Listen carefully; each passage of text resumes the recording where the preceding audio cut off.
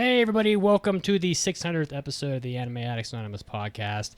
And listen, I know that you're all going to search your hearts. Deep down inside, you're going to say, wow, 600 episodes, that's 12 years. That's way too much of a person's life spent podcasting. And you're going to look deep down and you're going to say, I want to throw these guys a few bones. And you're going to head over to aaapodcast.com/join. Or hey, you're going to go to Patreon. You're going to go to Patreon, you're going to throw us a couple bones.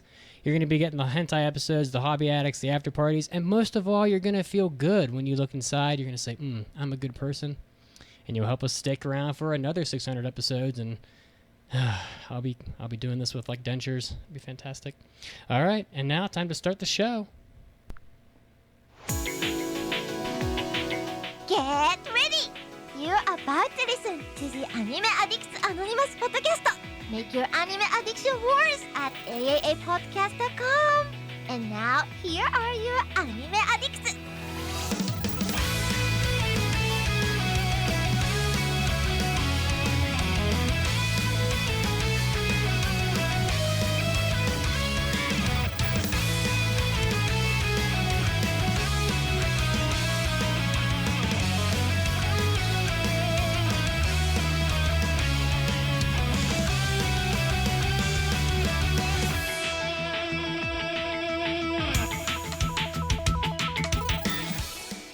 Whoa, everybody, welcome into the 600th episode of the Anime Addicts Anonymous podcast. We finally did it. We are here at last. So thank you all for tuning in on Twitch. Thank you for listening at home. Wherever you are live from, we appreciate everything that you do for us. And of course, we're here to make your anime addiction worse. And we're live on twitch.tv every Sunday at 5 p.m. Eastern Standard Time. So check us out live there. I am, of course, I'm your host, Mitsugi, and we are joined by the fantastic Mason. Mason, what's up with you? I am doing excellent. So glad to be here on the definitely official episode 600. Definitely not the 601st episode. No. Definitely, no. This is the one to be on, and I'm so glad to be a part of it, and so glad for all you guys to be listening. So here to just bask in the glory of 600 strong. And, of course, not to be forgotten, we have Caroline. She's in her room. Hello. She's looking happy today. It's fall. How are you, Caroline?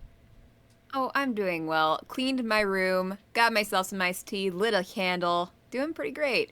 But yeah, I'm just happy that I'm here for the 600th episode. I'm glad that we were able to bend space and time so that we are able to enjoy the 600th episode apart from our special Halloween episode, which should have been 600. Okay, so, yeah. But 600 is such a big number. What are we going to be doing today that's so special that people are like, well, nothing. You know, every 100 episodes, you always do something special. One year it was like new audio drops. You know, it's you know, who knows? But I can tell you right now, we're going to be doing what we and you love about anime, and we have people on the Discord. I'm hoping we get quite a bunch of people that are going to call into the podcast, and we're all just going to rap about what we love about anime because, you know, you must love something if you're willing to talk about it, you know, weekly for you know, 600 episodes. I mean, that's pretty ridiculous. So we're going to be doing that. So get on the Discord and call in if you want to talk to us about what you love about anime. And also, we're going to be doing our impressions. We're finishing them up from fall. We have Sakugan. We have Ganbare Douki-chan, the Faraway Paladin, Blue Period, Deep Insanity, The Lost Child, and last but not least, Komi Can't Communicate. So we're going to get to all that. But you might be thinking, wow, that doesn't sound quite special enough. What else could be in store? Last time on Anime Addicts C, Mason and Mitsuki put all of their remaining power into a titanic showdown. Both fighters struggled, unable to secure the upper hand. But in a most unexpected move, Caroline jumped in to the handsome warrior's aid, distracting Mitsuki long enough for Mason to unleash his deepest power. Earth's greatest threat has been destroyed, but the cost of victory was high, and more evil lurks nearby. Our heroes are outnumbered. But in the Chamber of Space and Time, two intrepid heroes from the past have been training, biding their time for the right moment.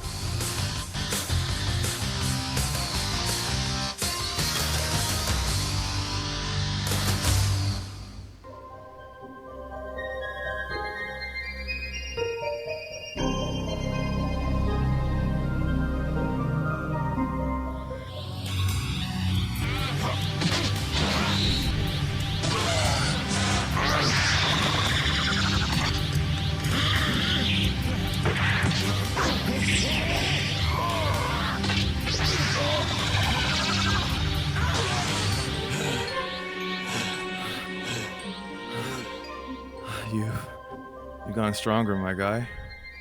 That's enough training for now. Things on Earth, they've become dire. Yeah, I guess it's time for us to step in. Let's just do what we Take gotta my do. hand. There's no time. Well. It looks like you guys could use the hand. And we're here to help. Quick, I need a sensu bean. Oh my god. Oh. Yo, man. What is happening, everybody? Oh What's my going God. on? Yo, Meats, you were supposed to let us out of that spirit and time chamber like a long ass time ago. I we were forgot. Like supposed a to- minute ago, dude. I've been getting my Holy butt kicked by cow. Mason. He let me out for New Year's and then put me back in like an idiot. Unbelievable. Unbelievable. Oh my God, you guys did a great job. That was some pretty solid acting. I could sense Yeah. it. Very Good on shit. brand too to say I could do the episode and then just to be told to act. Yes. That's how we absolutely. do things here. You know what's funny? It's not the first time I've played Goku on this podcast. There was another time. I mean, 600 episodes, homie. Like, shit. That's crazy. That's crazy. And the I'm happy normal to be here, reaction. man. People on Twitch are very excited to see Enzo and Yeah. Kazuo on the podcast, of course. So Hey, And- guys. Hell yeah. It's And neat the to see children. the chat scrolling. the I children miss are it. very excited. Hello, Oh friends. my gosh, it's great to have you guys back. And I think the most exciting thing about all this is that we've been all talking about this, and we're going to be having Kazuo rejoin the podcast as a semi-regular host. We're going to call it, as he flexes. Very nice. That's right. And we are in Enzo's busy season, but as soon as busy season ends, we're going to be seeing more of Enzo as well. So, oh my God, a double. Oh my God, they just settle down. Jesus God, someone throw some candy at them. You know, Meats. Totally. You know, Meats. That was It's last week. the thing is that the anime addiction is so strong that when I try to get out, it just sucks me back in. I can't escape. I can't quit you. I can't Anime. quit you. Dude. No, I'm so that's like so true though. Like even though I've been like not like the most like active anime fan, like the itch for the whole concept of anime in the podcast is like always there. Like always. So- And it's just good memories, man, you know what I mean? So it's dope. Have you guys been watching anime lately? Like, I mean, we haven't heard from you in so long, so you know it's. No, I think Yo, people Kazuo, are you go curious. first, dude. Dude, I have been unable to watch much of anything. I mean, I've been watching some movies here and there, but I've been working. I'm back in school as the world's oldest freshman. Most That handsome can't be freshman true. though. Most handsome freshman though. Yeah. You know what I'm So, saying? yeah, working on that computer science degree. So yeah, it's been a wild time these past couple years, I guess. It's been a while, but I'm back and I'm excited. Sweet. Yeah, I'm for me sadly like same. Like I don't think I've seen a full series like episode 1 through finale episode of an anime show aside from like Attack on Titan season 4 since I like started the hiatus of the podcast. And not I still love it. What I have done is like I go to the movies and I see like if a Ghibli movie's streaming. I saw Perfect Blue this last Friday night at like Oh. a really fancy like old school theater here in the Oh, city. So cool. like going to like anime shit, I definitely still do. Perfect Blue is like such a great movie. I haven't seen that in so long, but it's so great. And is it in theaters still right now? Feel like we lost Enzo's connection. Oh, we Oh, lost no. Enzo. It was very contemplative on how good Perfect Blue really was. The answer, Yeah. very good. Wait, Uh, really? Oh, It is we can hear you. We don't see the video moving. Oh, there we Oh, go. there He's it's back. back. There Oh, he is back. jeez. I thought you guys couldn't hear me. All right, cool. Yeah. So like, For a second, we couldn't. okay, let me know if that actually happens again. That's weird. Anyway, but it's also very on brand if you guys remember from forever ago. But yeah, so I've been able to go see like anime things and like anime events and stuff, and I'm gonna bring back my anime meetup in Brooklyn too. But just between like work and dance and like just other projects, like I just haven't been able to watch one. Wait, you've been doing some dancing. Yeah, I've been grooving. You know what I'm saying? On the groove grind. Yeah, I've seen It's the neat. Instagram. I've seen the dance You moves. see I was the gonna videos? say, No, stop we it. gotta plug this Enzo's Instagram Stop. with all the dancing, Oh, Kazuo's wow. YouTube with all the movie reviews. Like, don't pass out. You can still find these boys. They're Oh, still yeah. live out there. Oh, that's true. Yeah, I have been reviewing movies. I forgot about that. Yeah, you have been, dude. That's like why. Like, look at his little professional YouTuber setup. Look at it. So good. That's right. Love to Look I at look it. so bad compared to Kazuo. It's like, got the blue ambient light, all handsome. So Yeah. Kazuo, I have a big question for you. Yeah.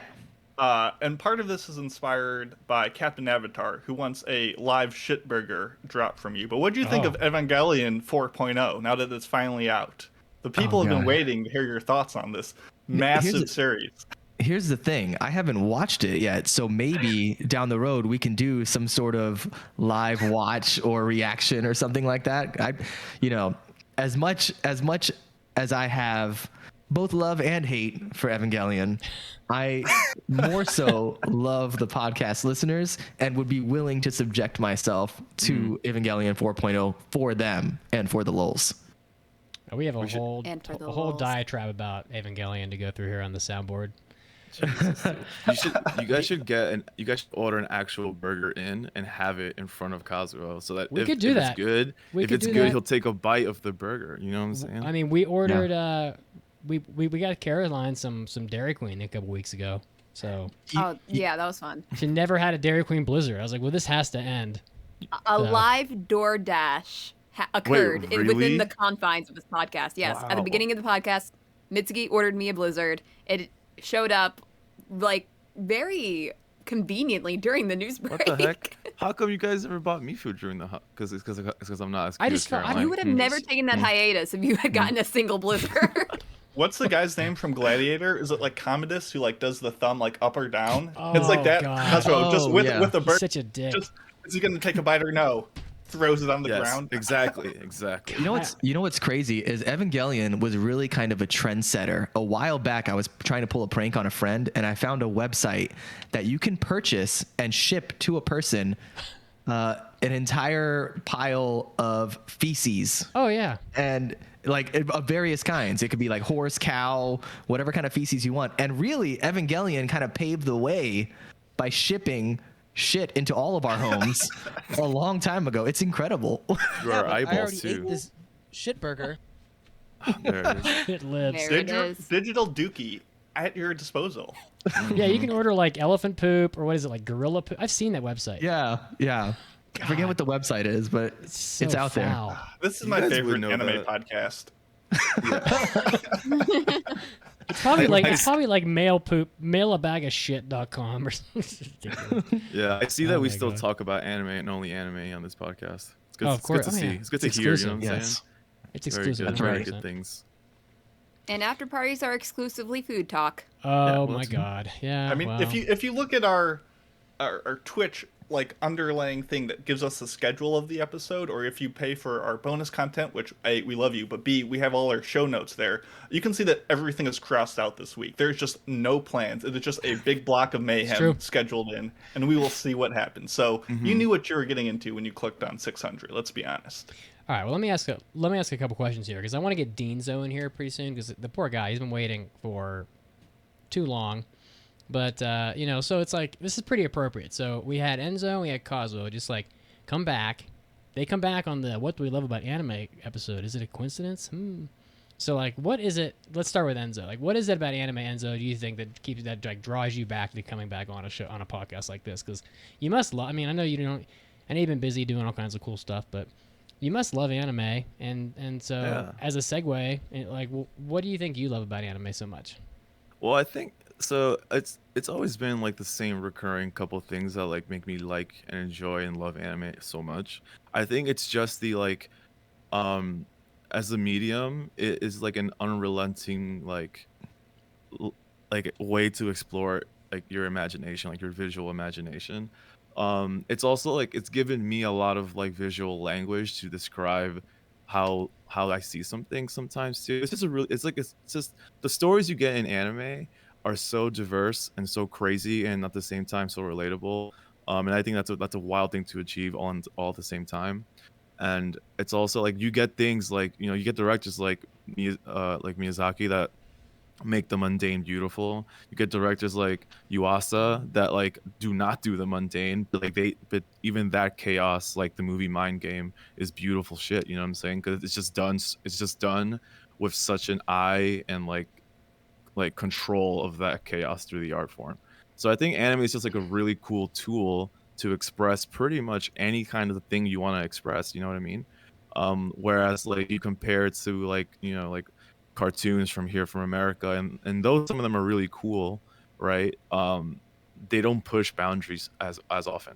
So I feel like anime kind of just like always tiptoes across certain lines and to push the medium forward. And in the last couple of years, even when I was still watching like every show, every season, you could really see how much anime kind of just like goes for it when it wants to go for it. Whether the story's good or not, like the animation sometimes just goes, and then sometimes you see stories that just kill, even despite the animation not being there, right? So like, it's just neat, man. That's why I love anime so much. It really feeds my creative energy, and I've just been inspired by it for my entire life. So that's, damn, I didn't expect it to go off like that, but yeah, let's go. Let's Go off, King. Go off. So someone's gonna get like teary-eyed on this episode. I know it. It's coming. It'll probably be me. Well, we're glad to have you here, Enzo. I missed you. So. Totally, man. It's good to be back for sure. Yeah, absolutely. I missed your faces. Oh my god, all these handsome faces. Oh my god. Yeah, when you recorded that episode, like I was like quite a while ago at this point, but when you did like your solo episode, I really enjoyed hearing that so much, and I think it was well, one, you were so heartfelt on that episode, but two, it was just nice to hear you, you know, and so Thanks, man. and now that you'll be around, hopefully, you know, a little more often, I can you know hear you even more, so that'll be good. Yeah, But, totally. I still remember exactly where I was and what I was doing when I heard the Enzo special podcast. Like that's Cool, how man. nice it was to be Wow. like, oh, I'm I glad. miss my No, lad. I'm super grateful that you guys like let me just like off the cuff a whole episode by myself for like New Year's Eve. I just really like wanted to communicate, like, because I know like I kind of faded from existence from the podcast, like from the viewer perspective. I know you guys have a better idea what the hell is going on, but like the viewers definitely were just like, oh, I guess he's just not here anymore. And I got like a lot of nice messages while in that initial part of me going, that I just wanted to like explain, you know, and in explaining a lot of those like, you know, more vulnerable topics came up, and I have no problem being vulnerable, you know. I'll just talk my shit no matter what, and like it is what it is, my guy, you know what I'm saying? So like but also like the messages I got after that episode, I want to say thank you to all the listeners that like messaged me, or like, yo, thanks for all of that, like it's just nice to hear you again, I'm glad you're okay now, blah blah blah blah, all that stuff, you know. Super grateful. But yeah, like maybe I'll do another one. Maybe if I don't come on as often, maybe I'll do another one of those again, just like catch up with everyone. But that was super fun to do. I thank you for editing it the way you edited it. You kind of just didn't do anything to it, which is what I kind of wanted, which is awesome. Oh yeah, I mean, like yeah. you left the door sounds in, you left me getting my delivery in, you just left But it you all still in. tested him. You People still really wanna tested hear. him. Oh, I definitely tested him. I always fuck with Mitz in post. You know what I'm saying? I think it's the best part. oh, that was pretty nice. You're like this guy, he doesn't do shit. He's not gonna listen. He's not gonna listen to this He fucking won't do thing. shit. He's just gonna upload it and Oh I my listen to it. God. I know, but you do. That's I know funny. Mitsu works really hard with the production of the audio, so that's why I always test him, because like he does listen, but you know, yeah. But yeah, no, I'm super grateful you let me do that for sure. How about you, Kazuo? Can't leave you out. You're here. So Yeah. what do you love about anime? Come on now. Man, mostly just like the anime titties, I think, is probably number one on my Ooh. list. And then I'm just joking.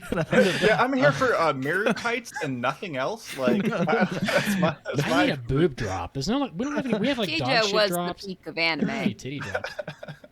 No, I mean, My man. I'm here for the etchy. yeah. No, anime has been like has meant different things at different times in my life. Like definitely as a kid, I'll never forget the first anime I ever saw was not a very good anime, but it was You it mean was one ever? of those things, huh? Well, your first anime ever? So technically, the first anime I ever saw was Dragon Ball, because it was Yeah. airing on some random channel when I was a little kid, and I didn't know what it was, but I just remember there was a talking pig, and I was like, "What the hell is that?" Did you see So, Goku's penis? No, not in that episode. I think it was one of the episodes The next with- week. Yeah, but We just discussed this, and it will come up in the news break. Yeah, but so that was like the first like memory I had as a little kid. But then the first one I actually sat through and watched, which I guess is an anime. It was the was it Fatal Fury? Oh my movie? god, that's on Which Retro was- Crush. I'm too scared to Which watch is it. not Dude, what good. the heck? It's not good, No, and it's also it is not for kids. No. And You there's should like not the have been Street anywhere Fighter near one too, that. and it's also terrible. Fatal Fury. I Yeah, gotta look this but shit up. I just remember watching that as a kid and being like, "What the hell is this? This is crazy!" Like you know, I'd never seen anything so like violent and mature, but also like well animated and stuff. So you know, because up until that point, it's like you're watching Bugs Bunny. So it kind of sparked creativity in me to see like what was possible with the medium of animation and cartoons. So it got me into drawing as a kid, and then of course as you get older and you start going to like anime conventions and meeting other people that are into similar things, it kind of opens up your mind to new art forms and things like that, but it also kind of connects you to people. So that's probably the most important so thing for true. me is how it's connected me to so many people throughout my life, and especially you guys in this podcast. If it wasn't for anime, if it wasn't for me randomly picking up Fatal Fury at a Blockbuster when I was a little kid Oh my because I thought it God. was a fun cartoon, or at least it looked like one, I would have never been here in this moment, which is crazy. God, there's 3 Fatal Fury animes. Yeah, let me see if I can find it. It Oh was my god, they look not good. it was not like, good. It was Fatal Fury the motion picture 1994. That's exactly what I'm motion looking picture? at. It has 100 minutes in huge font on the front of the box. Oh, Yeah. as if that's, as if Behind the that's scenes, important. I was looking up like images of this, and as Kazu said, "Oh, it was so like mature." I just scrolled past a picture of Mai Shiranui, who is just like this bustly, underdressed lady. I'm like, "Yep, definitely mature. Yep, I see Did why I he liked say anime." titties? I meant it. I was kidding. You know what's neat too to recall on is the fact that, like, for example, I mean, like the Japan trip, right? Like it's something that I always think about too. Like, had it not been for anime, right, just as a concept, like the whole thing, like I would have not listened to your podcast, so I would not have gone, I would not have met y'all. I who knows if I would have gone to Japan, maybe I would have been too like nervous to go on my own, or to take my fucking non-weeb friends, you know what I'm saying, to like go with me to do anime things. But like, so that's one thing that like just like following a passion of yours like anime can just like lead you to all of a sudden jump on a 600th episode of a podcast because viewers miss you. Like, isn't that crazy? Like, yeah. So And you guys have been missed a lot. I can't tell you how many times the comment has come up like, where's Enzo? Where's Kazuo? Like it's it's like I don't even know what to say, but it's not a coincidence that you guys show up and the viewer count on Twitch has increased. I think word is spreading and people are very excited. I can see we got Andrew in the chat. cute. Andrew's there, so Hey. cheering you guys on. He never so. shows up for anything, and here he is. That's what I'm saying. It's like there's a lingering fan base for these guys. So we're gonna have to make like a chart that has like the episode. You know how when like a band has been going on for like 50 years, how they have like this guy was the drummer from here to here, and then there's like Oh, a yeah, break, yeah, and, yeah. it's like- and then he came back, and it's like we need to like make one of those. But We need a Wikipedia page first. Ooh, we're Wiki, definitely that's gonna Ooh, ask. yes. a dangerous game. We're definitely going to ask Caroline and Mason and myself what we love about anime too. But do you guys want to drag someone in here so we're not tormenting poor Denzo and now Kiryu Christian as well? Yeah, Maybe I we can think spread we spread should. it out a Let's little at bit. least satiate Denzo. Denzo's been waiting for at least half an hour, so poor guy. Jeez. So get him in here. Right. So if you're watching live on Twitch, just like close your eyes for like Uh-oh. 7 seconds so you I'm don't scared. see how the sausage is made here. Let's see how this works. Avert your eyes. Oh, Okay. wow, worked really Okay, well. that was it. That's Oh, all there look. was to it. Okay. Is that like when So- is that like when you're at the doctor and they're like, "Oh, okay, it's just gonna be a second. Close your eyes. It'll be over." Denzo, Oh my what is goodness. up? Even Denzo's got a better camera than I do. He has a better beard than I do too. What the Oh, he's hell? a good-looking fella. You can't have Oh, viewers. he's better looking. You can't have viewers just outdoing us like that, bro. Yeah, I What know, a really. what Oh, a plan. shit. The fuck? We should How you have doing, vetted buddy? them beforehand. Like, send a picture before you come on here. Yeah. It's an He interrogation. even has 2 headphones on. He's got the big headphones and he's got the earbuds underneath. He is just flexing on What? us day and He's night. game time ready. Game time ready. Respect Yeah, I it. was watching football in the background, so Oh, we take that. yeah, Sorry for making you wait, but so glad you're all able to good. join us. it's all good. So, I'm happy to be here. Dienzo, you're on a very special episode because we have Cosmo and Enzo back. But You're- what do you love about anime? Come on, let's hear it. Let's talk about it. There's a lot of things really. Some reasons are, more like deep, and then some reasons are just, for fun. I think the part that I love most about anime is that it's really, Enzo touched on it. It helps get your creative juices flowing. It's cool to see all the different artists make all their different projects. The animation's awesome. I'm a huge fan of all animated work. I got into anime pretty late, so when I found out about it, I'm like, whoa, this is entertaining. But altogether, I think the best part is how deep they can get a story to go, and I don't think that a lot of live actions can touch upon that. And sometimes when you're watching some live action stuff, you get lost in how bad the acting is. That you're like, I can't watch this story. This story's awful because this actor sucks or actress sucks. But with anime, you don't have that, really. I've never experienced it, unless it's a pretty bad show, but I haven't seen a bad show or a show that I haven't seen to the end. Have you seen Fatal Fury, the motion picture? No. That's why he still likes anime, guys. Yeah, exactly. Oh my gosh. Yeah, It's and sometimes when the acting in anime is bad, it's so bad that it's just fantastic. So I've been catching myself watching these old dub shows on Retro Crush, and the dubs are so horrendous, but it's just part of it. It's almost like a special charm to it that sometimes the dubbing is just not great, but it's I don't even give a shit. Yeah. Totally. And it's just loaded with a lot of feel good moments too. When the hero comes in and saves the day kind of stuff. I'm a huge shoujo. I gotta weep. Hell yeah. I love it. Yeah, I love shoujo, dude. Or a good love interest. Love that. Love following do. on this romantic story. Yeah. We stand romance on this podcast, unless things have changed. My romance agenda. I don't know if it's been maintained or not. In Enzo's my time lover gone. boy vibes. Have they persisted? I don't know. I'm gonna have to We'll fucking find out. We'll find out. Yeah. No, I like the things you mentioned for sure. And something that you said, comparing it to live action, I think is a really good way to substantiate what you and I said. Because it's so true. Despite me, I mean, people that were here for my episodes of the podcast, right? I always talk about stakes and story points, right? And how and how important story is to me. And you're so right. In a live action, even if the story and what the words are saying are cool and dope and have meaning, if the acting is fucking ass, it's ass, you know what I'm saying? So then the whole thing's kind of off because you're distracted.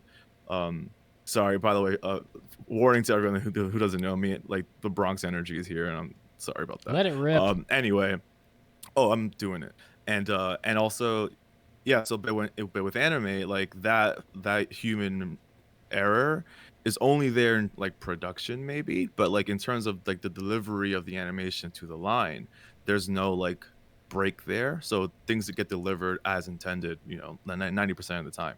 And so you're liberated from that mistake, and that also just amplifies the value of what you're seeing. So totally super agreed.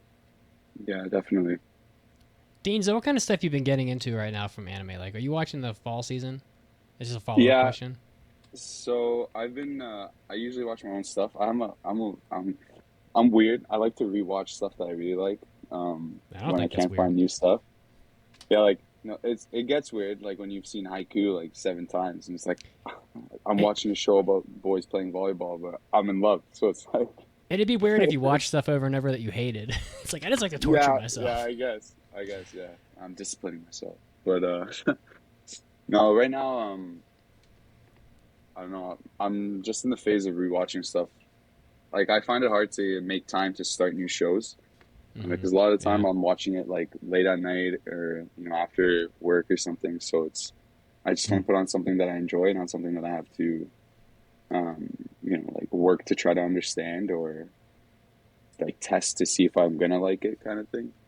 Is there like a comfort level there? Like you've already seen it, you know the story, you don't have to devote much mental energy to it, but it's just like warm and fuzzy, like having your favorite characters and stuff just like on in the background. Is there like an element of that to it?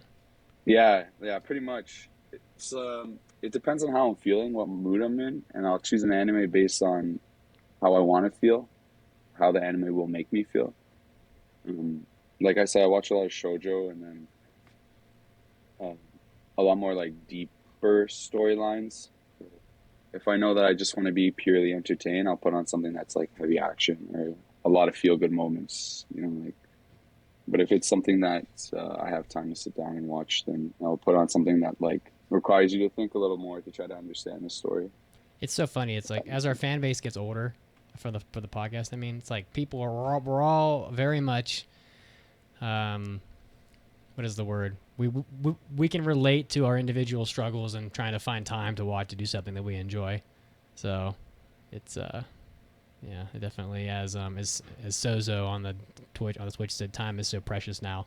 It's so true. That's like absolutely, it's like even just like a spare hour is like worth its weight in gold sometimes. Just to sit down and do whatever you want. But yeah, definitely. Appropriate because daylight savings time ended today, so we literally had a spare hour today. I know. What did you do with it? That's funny. Slept.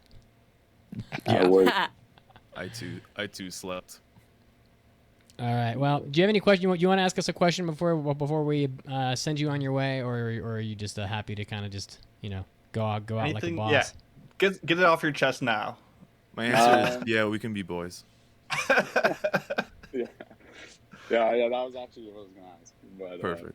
Thought so. No, I think I don't really have any questions. I'm gonna try to save them for mailbag so that I can produce a little more content for y'all. Oh, but, let's go. Yeah. Get that. Nice. But, yeah, I did ask one actually, so you gotta check that out. I think it's a good one. No. Oh, all right. I'm sure we'll get to it. Week. Oh, Yeah, Dope, man. Thanks for calling right. in. Thanks for dipping in. Thanks for doing this. I appreciate it. It was fun. Yeah, we appreciate you. Thanks a lot. Totally. Yeah, no worries. All right, here comes the magic again, where we do the flipperoo with the Fred boat. Yeah. Thank Oh you my for God, making me it feel works bad so about my good. facial hair. Unbelievable, this guy. I know. Mason's look he's at pulling my the shit. strings behind the scenes here. My beard is not lined up. Like Yeah. I forgot to doing look my cute for best. the podio. I forgot. I have my no bad, beard. boys. That's okay. Yeah, Mason. I and I have also like don't the have baby a face. beard, if that makes you feel better. Wow. Caroline, I'm sure yes. you could grow a mean beard, Caroline, if you wanted to. Well, I got my hair here, so I'll just. Yeah, let's do uh, that. There we go. It is. That's There you go. Works. That's a look. That's a look. Caroline, mean- what do you love about anime? Let's go to you next. Well, what can't a person love about anime? Oh, okay. Well, it's a good place to start. Well, I guess there are some things I hate about anime. You've been known to rant As you here have- and there. I have been known to rant, yes. But I guess one of the amazing things about it is that it's basically all from scratch compared to live action. You got your actors, they already exist, but when you bring it over to animation, you have to create those characters, from the ground up. And you might have like some source material to it, but you still have to put in the artistic efforts that is creating an anime. And with that, you also have the artistic efforts from musicians and directors and so many other people putting this their talents together to create this one big work that is sometimes really bad, but still it's impressive. And when I started watching an anime, I was a huge fan of SpongeBob and Phineas and Ferb, which are all great shows. They're all great cartoons, but they don't really showcase what animation could do. And for example, when I watched Your Name for the first time, I will say that there are a lot of issues with Your Name. I will be the first to say that, but it is a 10 out of 10 for me because it made me feel a lot of things. And one of those things being when you see the asteroid shooting through the sky, you see all those colors and so many points of that movie, you're just thinking to yourself like, damn, how are they doing this with animation? How are they making it look like this? Right. And with not even your name, of course, there are so many other anime out there that really break the boundaries of what you think animation can do. And that is why I love anime. Because for the longest time, I didn't think any of this stuff was possible. Totally. I also I wonder, like, I want to ask you, like, when you see things like that comet and those colors and stuff, like, do you find that later on when you imagine things in your head, that like the way you imagine things also evolves with the more you take in, because now you have a different palette of like stuff to think back on to build your own vision. You know what I mean? So do you find like when you imagine stuff now, like it's like enhanced because of anime?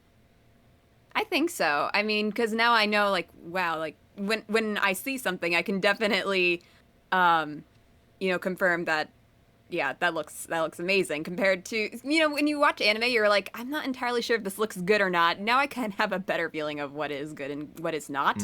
But yeah, I think it just also, gives you the ability to really appreciate things, like the music from your name. I'll continue with that example. Oh, that's great. I friggin' love the music. I have a lot of the music on my playlist. And whenever I listen to that music, I'm like, I get a little bit choked up. I'm like, oh my God, he wrote I love you on her hand. Red Why Wimps, did how you do this to me? Red Wimps, why, please? Red Wimps, make it stop. Exactly. So, yeah. That's what I love about anime in short terms. There is something weird about anime music. Like, I'll be in the car with my girlfriend and we'll be like listening to music, and then like an anime song will come on, and I'm like immediately like, wait a second. You just got like, I don't know, I get like this special, I don't know, like excited feeling. Even if it's like a Naruto song that I haven't seen Naruto in like 20 years or whatever, it's like, just hearing that, it kind of perks me up. So it's one of those strange things. I think it's because it kind of punches that nostalgia button just in the right way. So. Starting a GoFundMe to have Mitsugi dance to Platinum Disco. Who is down to make a donation? How many zeros do you need? One. Oh. we need about $10. $10. You guys want to pull another caller in here? We're getting a small backlog here of people. So I think we do. Yeah, let's totally. Christian, my man, you are coming in hot. Work your magic, Mason. Here he is. He's on mute. He's in. I didn't give him a heads up this time. Christian's a good boy. He's usually on top of things, and he's ready to go. Christian, what's up, my man? Hello. Oh hey, my God, you sound so good, homie. Christian, how you doing today? I'm doing well. How is everyone else? Oh my God, his mic is so good. I'm doing all right. I love a good mic. Good to hear. Yeah. In a celebratory mood, nostalgic as well, you could say. Yeah, we're all feeling pretty happy right now. We got a full round table of friends here, and now we got you joining us. So why don't you tell us what you love about anime? We're doing nothing but good vibes today, so it's a good vibe parade. I would say I love.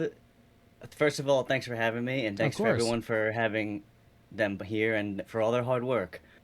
I love its storytelling ability.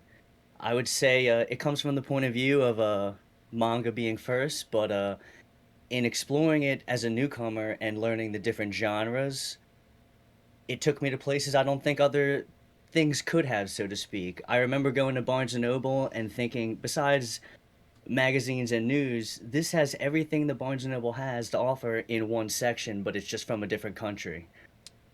And additionally, I love, to reiterate from a mailbag, I love anime hair. Oh. But, yeah, like, it had me. It causes me to meet characters I don't think I could have met in other, I guess, ways I've experienced fun things, but it's probably one of the highlights. The journeys, I love high stakes, I gotta say that. How do you guys feel about that? Storytelling ability with it, all that it brings. First things first, hair is a sensitive topic on this podcast. Just so hey. You know. If it's pompadours, We've we're already- good. My love for pompadours has never waned. I'm still loyal. I'm still waiting for Kazuo's pompadour. What if there was a two-tone pompadour, Mitz? How would you fall on that spectrum? I just don't think it would ever happen. Two-tone.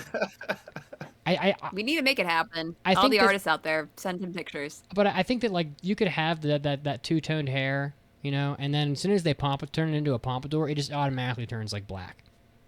Because it's just impossible. You couldn't. It can't. Anyway, I understand what you're Also, saying, how dare Christian. you disappear for 100 episodes and not come back with a pompadour? I know. What have you been doing? She's right. Team Yurt regrets. has returned. Oh my God, that's actually a pretty good point. And, Jesus You Christ. know, I'm not really. It hadn't occurred to me, but I'm feeling a little sour about it now. What if I told you I had grown a full pompadour and I cut it off just before today's episode? One day before we invited you Get out. back, you're like, I was like, I guess I'll going never back use to this the podcast? pompadour. Snip it off. Next day, Get rid of that. hey, here's your call, my dude. You just like film it. Anyway, yeah, I don't know, Christian. To answer your question, like I get what you're saying. I think the storytelling is always pretty imaginative, and I'm always very interested to see like where I'm going to be taken with a new anime. You know, sometimes it's to the same place you've already been, but sometimes it's like to some place that you didn't even think you could go. And so, you know, that's pretty neat. And especially like going back and watching some of the older stuff, which is what I've been doing lately. It's just like, it's the same. You're still watching anime, but it's like it's from so long ago that it just feels. Sometimes it feels like you're watching like an entirely different like genre or entirely different medium. So like when you watch some of that bizarre shit from the '80s, you're like, what in the fuck is going on right now? Like I don't know. I love it, but I don't know what's going on. So it's pretty Agreed. neat. When Riding Bean was proposed to me through the podcast, and I saw the things that his car did, I was just like, Oh my God. And going off of what you were talking about earlier about how, you know, you were seeing all these different stories that you find in Barnes and Noble, but just from a different country. One of the things that I found interesting about, you know, anime being from Japan and all of us watching all this stuff from Japan is that we learn a frick ton about Japan that we did not originally sign up for. Like, you know, Showa Roku Rakugo Shinju, I had freaking no idea that there was an art form where people kneeled on a pillow and did storytelling all from one person with a fan, and people sat and watched that instead of, you know, entertainment that is more common here. the first podcast ever. I'm kidding. Oh my gosh. I had to sit with you for like 2 seconds before I reacted. We interrupted Mitsugi's heartfelt revelation, the Riding Bean love. Oh, Let's sorry. hear it. Let's hear it. Well, No, so it's good. I realized Mason I did recommended that. Riding Bean to me, and I love it so much. There's probably no anime right now that I want to have a full season of, other than Riding Bean. It's like at the top of the list. It's that good, and I love every single thing. I would do anything to ride in Bean's car. Is his name Bean, or is his last name Bean? No, I don't think so. Fuck is his name? His name is Bean. His name is Bean, and his last name is Bandit, according to my anime list. Bean Bandit. Yeah. Yeah, that sounds. Oh my god. Sexual. Yeah, a little bit. All right, Christian. Well, we are going to cast you into the ether, but thanks for being brave and coming on and giving us some great Thank you. content and being so Awesome. heartfelt. And thanks for listening. Oh, Be for well, sure. And dude. thank you for your mic quality. Yep, I will Oh my continue. God, See you yeah. guys next time. Be well, See ya. homie. We're just Bye. gonna bring him the next Bye one. bye. Yeah. Well. What Well, do we well, have decided here? to show well, up. well. Fine, you can see my face, I guess, if I can Oh. figure out my camera. Oh, we got an iPhone here. Yeah, I'm actually in. There we go. Oh my Hey, god! it's our In boy. the iconic blue hoodie, Andrew. Oh my god. Oh, Hey, The aforementioned Andrew. you finally see my face, Caroline, after all these years. It's not like I've totally doxed myself on Twitch this entire Twitch, which is odd. okay. Anyway, You're anyway. safe off Twitch. With us is Frigimon, aka Andrew, mod on the channel. AAA. Oh, no one has to know. One of the people who went on the Japan trip with me and Enzo back before we were on the podcast. AKA a cool dude, literally cool, because it's probably cold. We have what? I It's am in like Canada, so like yeah. 5 out of 8 I people. was like, oh, maybe I shouldn't say it. We have like a pretty good chunk of the people that came on the Japan trip in this chat right now. Yeah, we do. That's right. Oh, a third, almost half. Almost I half, mean, yeah. Yeah, 5 out of 6 if you consider. What if I told you guys I was in Japan right now? Honestly, You bastard. it I'd was tell you to go there eat all cookery, along. Ichiban. This is a green screen. Just pull it down. He just pulls it down. I love how you are insinuating this. Yeah, you you're are not in a room in Japan. You are in like a temple, like you're in like a bustling subway. Oh my god. So, Andrew, what do you love yeah, about go ahead, Japan? Joe. What do you love about Japan? What do I love? Okay. Or about that I got anime, to about meet- anime. Japan too, Okay. whatever, fuck it.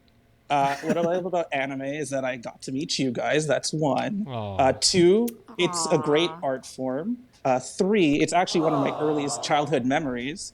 I was watching Samurai Pizza Cats. I remember watching Nice. Samurai Pizza Cats at the age of like 3 or 4 years old. That's like one of my Damn. earliest childhood memories. I don't remember any family members grabbing me or holding me and like throwing me up into the air or doing some crazy shit. I remember sitting on a chair and watching Samurai Pizza Cats. Anime, So what you're saying is that you were unloved as a child. Oh, come on. no, now. I was super loved. Caroline's just jealous that I haven't talked to her in like weeks. That's all. Oh, I know. oh, Well, not even God. weeks, months. It can't. No, I no. can't even remember the last No. time that you showed your She's face in our counting, Discord. dude. Damn. It's because you weren't in the last anime club I randomly hopped into. That's why. Okay, no, I vicious. was there. I've been into Oh, he's every blaming single anime her. club, but I have Ah. to go to bed early because I have to turntables. get up early. And I showed up. You just were not there anymore. I'm sorry. Gaslighting. Oh, you were probably at like, I don't know, 12 o'clock in the morning. He woke up and Caroline was gone. Secrets. Yeah, no, anime is great. Like other like small things. Like Mitz, do you realize you've been a part of my life for over a decade at this point? Oh my. You may only know me Fantastic. for 3 years, but like I think I've been listening pre 100. Like it's crazy. Oh, gee, Yeah. I remember on the Japan trip, there was a moment where Andrew looked at me. He was like, "I'm trying really hard not to fanboy right now," because I he's love been you a too. fan for like an actual fan for so long. I think because when I went on the trip, I was only a listener for maybe a year or so.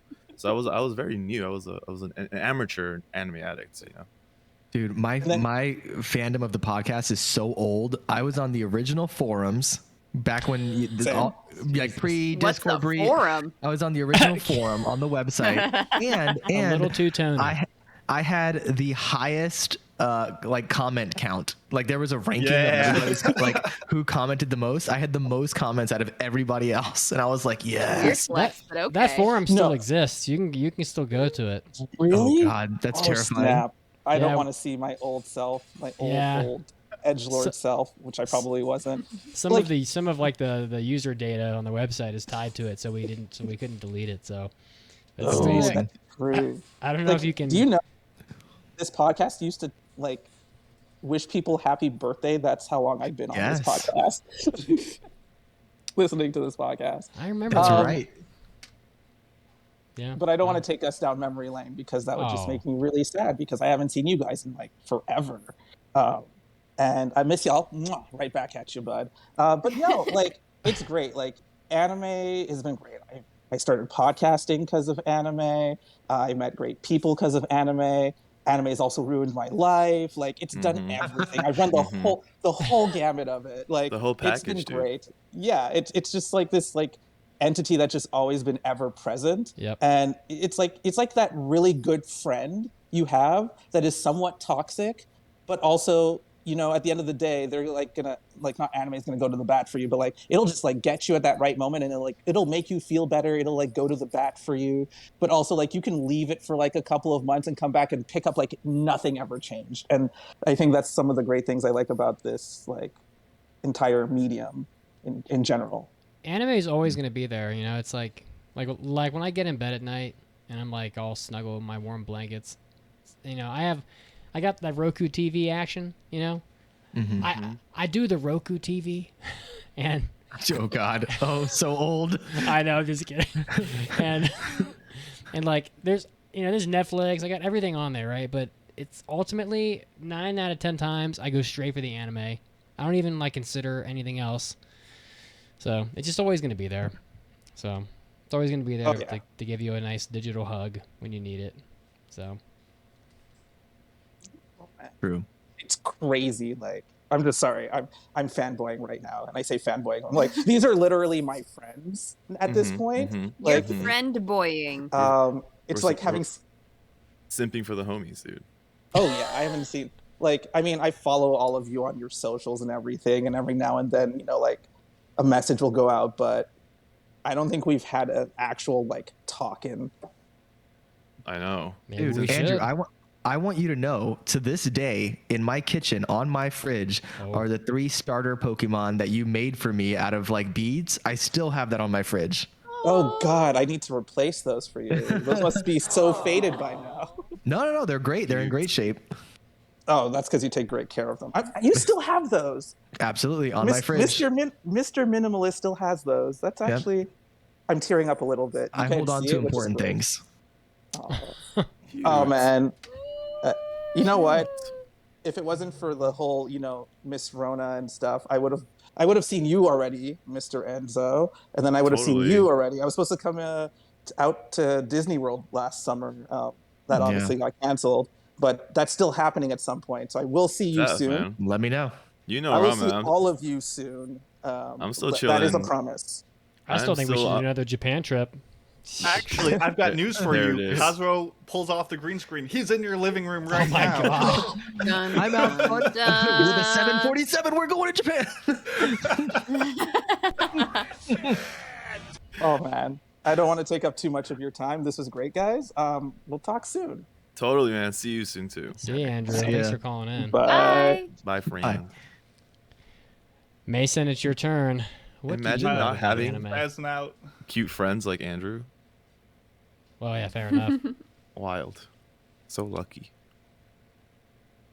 Yeah, Mason. So like I forever, I remember when we were trying to find a new host for the podcast, and like we were like debating on who it should be, and Mason's name came up. And I remember being like definitely cool because this dude has a lot of shit to say all the time about anime. Like even when I don't agree with him, I'm just like, well, fuck, well said, homie. So like I would love to know, like, what do you love about anime, dude? Yeah. Oh, you're gonna throw this at me now? I have to Oh, go. it's your turn. My turn. After we just had so many people. Mason's like, who said I love anime? Jokes on you guys. Who said I loved anime at all? What any of my low scores over the past 2 years of doing this made you think I actually enjoyed any of this nonsense? So true. I mean, you're gonna make me follow up all those guests who are better spoken than I am, and I'm on a podcast. That's kind of a really throw me under the bus. There's so much I love about anime. I mean, for a lot of us, we didn't grow up with parents or people who loved it. Like, we decided to love anime on our own volition. Like, we came into this, we found it on different paths. It's not something we were bred into. This was something we all found naturally.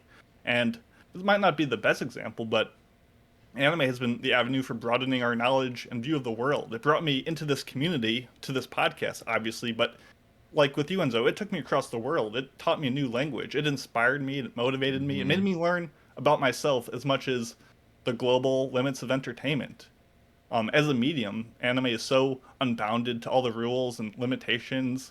Every part of anime is decided and deliberate. The weather, the way things move, it's all decided upon. And you don't get that with live action, where there's a certain amount of chance and things that have to happen naturally. There is just a manufactured quality to everything that makes it does feel natural so much more special. I mean, all the characters in anime that I carry in my heart, all the OPs that I can't get out of my head. Like, anime is a part of me that I can't go a single day without thinking about. And outside of all the possibilities of anime, there is just the works that have been made in it. I mean, the fever dream first impact of Fooly Cooly that changed me as a kid, the mastery of Satoshi Kon's movies, the truly space epic of Legend of the Galactic Heroes, the deep dive into character studies and volition of all of Yuasa's work. I mean, the insane flex of artistry in Akira or The Wings of Hanamai's or Redline. The way Shinbo makes me tilt my own head. Like, Caroline mentioned your name. Like, every time Shinkai has an animated character drawing something else within the animation just blows my mind. The intensity and impact of Ippo or Chihayafuru, like all these shows you only find in anime, and you couldn't get them anywhere else. And that's all of it collectively is why I love anime. So Totally. It's kind of mid. I mean, it's not all that cool, but Right. I guess I'm there. So you give anime as a genre like a 2 out of 5. Yeah, 2 out of 5, except for Meru Tights, which is a 5 out of 5. So we just Duh.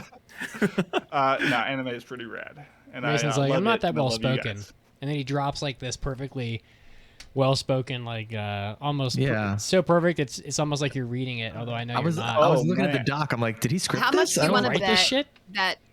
How much do you want to bet that all of that, what he said, is in his notes that he keeps private from our collective notes? In the archives. Yeah, exactly. In the deep lore. No, the I'd say deep lore. about half of it is just like notes I jotted down this morning. Yeah. That one It's messing time where that one time where you were here and we did the episode here, I saw your notes. You write way Oh. too much. Oh. Mason is the It's all a 180. facade. It's the 180 of me and Kazuo who literally, I think collectively in my entire career as a host on this podcast, I wrote maybe a paragraph of notes total. Yeah. Total. I mostly just draw stick figures and then get drunk and start talking. That's my method. We used to have like a spiral notebook that I had made that had like all these fields written out for like themes and genre and all this, like you fill it out, and it had like 300 pages. I don't know where the hell that thing is. I think we used it for like maybe 6 months and then it went away. Now it's all just right here, all up in the noodle, which is really know what I bad found because the out? noodle is broken. You know what I found out recently is that the University of Texas at Austin, a great university, has a class on anime that you can take. It's just an anime class, and I'm like, first off, I would love to teach this class. Probably good. I don't know. Same methodology. You just show up with a sentence of notes, drunk, And get drunk and just start talking. and just lecture it out. Yeah, why not?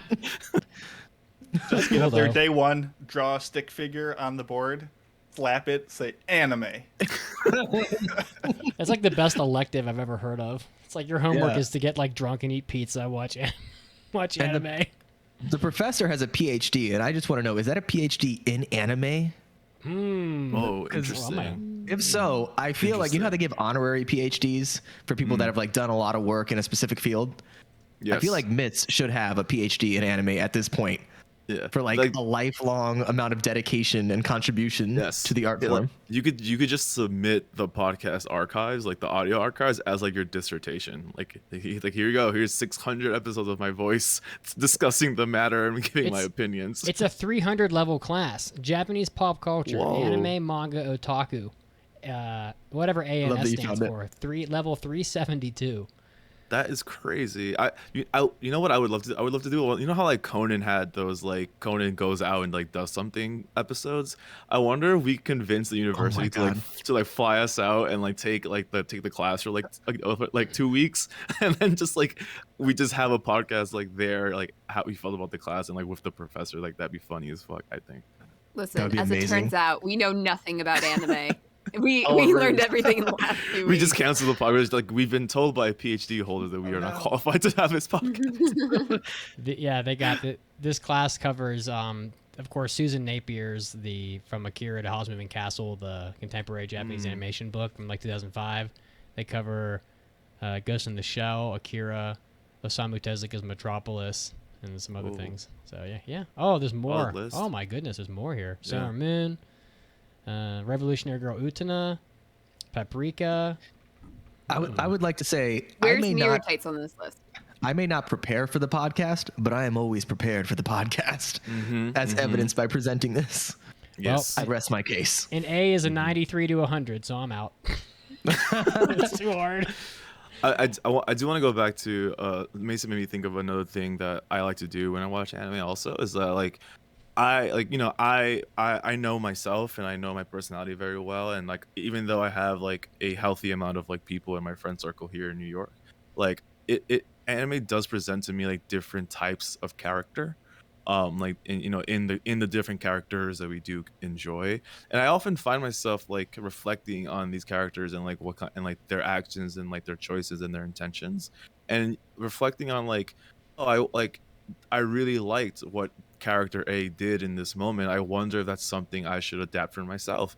And like there are a lot of times where like you watch you know, it's really like, DBZ is a good example. Like, yes, it's like very hyperbolic and entendre with the time chamber, but like it's very hyperbolic. Like their motivation level and like grind is very metaphoric, but like I remember being in like middle school and like taking a test and being like, Goku wouldn't fucking quit. Like I remember like yeah, exactly. So or like when I was like studying to get into grad school, I remember being like motivated because like Ippo wouldn't quit, you know what I'm saying? Like so that sounds kind of, it sounds corny or cheesy to say those kinds of things, but like and most of the time we don't verbalize that that's what's happening, but like it is something cool that anime does push you to maybe do. If you lack inspiration in your surroundings or like leadership in your surroundings, when you like inject yourself and reflect upon like watching shonen or some shit.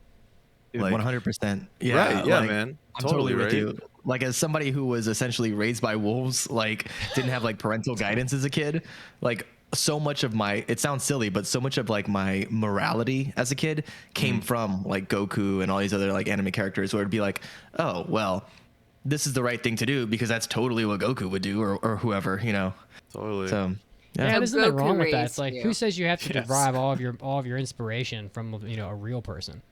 Why can't it be Goku? He's a good guy. By the way, I looked up Goku's IQ the other day because I was watching Dragon Ball GT. Mental, what the fuck? Oh yeah, I was watching. Well, Why? Just because I had Dragon Ball GT on. Under 20. Wow. I was like, this is the only thing in Dragon Ball I haven't seen is this fucking Dragon Ball GT. So I put it on. It was on Retro Crush, and he's extra stupid. Like he can't even buckle his seatbelt correctly in that. They're like riding in the spaceship, and he's got it like all fucking tied in knots. And I'm like, the fate of the universe lies in the hands of this guy. His IQ's like 80. I was like, yeah. I was like, actually, I thought it could be worse. So did somebody like broke down all of his like tendencies, and they were like, it must be around this. Is that what happened? I guess. I don't know. It's like those people that know, like, oh well, when Goku fought Boo, his power level was 27,810,000. Like, well, like what? It's like, how do you even know that? Yeah. It's probably just bullshit. Apparently, there is a way to calculate your power level. I found it a long time ago. Send me that link. Like it was like something. We're gonna do that right now, my dude. It had to do with like how much you can bench press and like stuff, various other things. Send it. I just want to be more powerful than the farmer in episode 1. I think his power level was 5. I just want to be better than 5. I know. I just need to beat Hercule. If I can beat Hercule, then like I feel like Hercule, man. In, like, he's pretty strong. Oh yeah, but he's the only person I can maybe ever match up with. I'm gonna look up Hercule's power level. Yeah, do that. Any guesses? 650. No, not that high. 242. Is that your guess, or did you look it up? 1,000. That's my guess. I'm gonna say 137. I don't know who this character is. Okay. Hercule is like throwing it out there. Hercule is like a wait. How do you describe Hercule, bro? I'd like to change my guess. 69. My man, he's back, baby. So this means that to pull 4 buses, Hercule would have to pull 140,000 pounds of force and spend 188,300 joules of energy. This is how people do. Who does this? That's therefore he had a whopping power level of a whopping power level of 37.66. Rounded up, his power level is 38. 38. 38. You can't do that though, because he does more impressive things. I'm fucking screwed. If he can pull 4 buses and his power level is 38, I'm in trouble. Yeah, so my power level is like 3. Mine's like maybe. If I'm lucky. Negative 100. I just linked it in the Twitch chat. The calculation, the website with the calculation on how to do your power level. Oh, there we go. So we'll do this during the news break. And we'll come back. Okay. All right. You want to pull Cammy Fluffy Chicken into? Yay, Cammy! What a name! Oh, Cammy's the best. Here we Cammy's go. Cammy, I'm not giving you any prep. Just the bloop. All right, hello. Cammy on deck. Hey, hello. What's up, Cammy? How do I show my camera like that? Okay. Yes. Hi. Hey. Hello. Are you a fluffy chicken? Yes, I am. In fact, the hair's all pulled back today, but it's big and fluffy. So. Cammy's got a. I am severely inadequate to be on camera. Cammy's like, I got all Yeah, these your posters. background really is gotta farther talk than about any of this. ours. Oh, Well, my We've that's been gosh. telling you 'cause- this for yeah. years. You caught me in my GoFundMe. office. That's why. GoFundMe to replace Mitsugi with Cammy. I'm gonna need Oh, $1. How It many wouldn't take zeros? much. I just yield Good now. I lord. give up. Cammy, Cammy, how what do you you have to been? say? What do you love about I- anime? Lay it yeah. on us. I love anime for so many reasons. I think one that everyone else has been touching on is that anime is such a wonderful way to connect with people or establish deeper connections with people. Just to give a few examples, I've edited AMVs or anime music videos for a long time, and What that an connected OG. me. That connected me to so many people across the world, including my fiance. We met through Wow. AMVs, and Cute. That's great. yeah. And, you know, I grew up with dad and two brothers, and they're all like sports fanatics. And just, I've never really understood that. I've been around it, so I'm used to it, but I've never understood it. Then I watch Haikyuu and Kuroko, and I'm sobbing for these good boys. And I'm like, okay, These you know, good I boys. think I might understand it, you know, and then I get in a rush when I'm like, oh, this is how this move's gonna go, you know, and I understand that, and it gives me a deeper appreciation for the way that my family feels. I introduced my dad to Monster recently, which he finished, Ooh. because he loves like suspense and thriller stories, Yeah. and I knew he would just absolutely love it. And Kids on the Slope, he loves jazz music. He raised me on it. So Mhm, watching that mhm. show got me like to connect stronger with my dad. And when I listened to all of you, that was when I was hired as an after-school program instructor, and I did an anime club for high school teens. That's so And important. it Let's just- go. Oh, it was so rewarding, hard work, but Mhm. so rewarding. And it's just so powerful that anime can be a gateway to really just like developing and deepening your connections with people. And I think that's absolutely beautiful. So want to Totally. talk about it. I actually no, I actually super agree, and like the it's been neat because I like you, I started like the Brooklyn anime meetup here in New York, right? And Yes, like you did. yeah, and like it's I didn't think it was going to be something as like I just wanted to like let people come to a place where they can talk about anime because like making space for Yeah. passions is important, right? But like Mhm. what has become really cool from it is that like people have met now for the last 2 years on through the meetup, and like different podcasts have been born from it. Like people just like I see Wow. them on IG, like they hang out together now, like they go karaoke, they hit K-Town, like it's dope, like it's just cool. And like the medium for all of that is just the love of anime. Mhm. And I think I just think it gives people like a lexicon of ways to express what they like and what they don't like, because it's not like the ordinary person is going to experience the pressure of having to save the world, but an ordinary person can feel the pressure of like having to pay rent this month, right? Oh, And yeah. although those pressures are like very vastly different, if you had to watch a superhero deal with the saving the world, like you can translate that to like how the fuck am I going to handle my situation right now, and it just gives you like a different avenue to think about situations. And I think that's something that anime does for people a lot. And so like when you go to these meetups and stuff, like you doing yours, which is really special, it's just neat because people develop, because people take values from this passion that we like, and they present what they agree with from those values to other people, and other people match that energy, and that's how connections like made, right? So cool, Yeah. good on you for that, by the way. But also like it is a shout out and a love letter to anime, because it is Mhm. like the vehicle that moves that, you know. I love And not what- yeah. just. Sorry, you can talk. Are you sure? Yeah. Yeah. I love what you said, Enzo, about just like, you know, maybe it's not the pressure to save the world, but it's the pressure to say like pay rent or something, and how you can familiarize that. Like, Totally.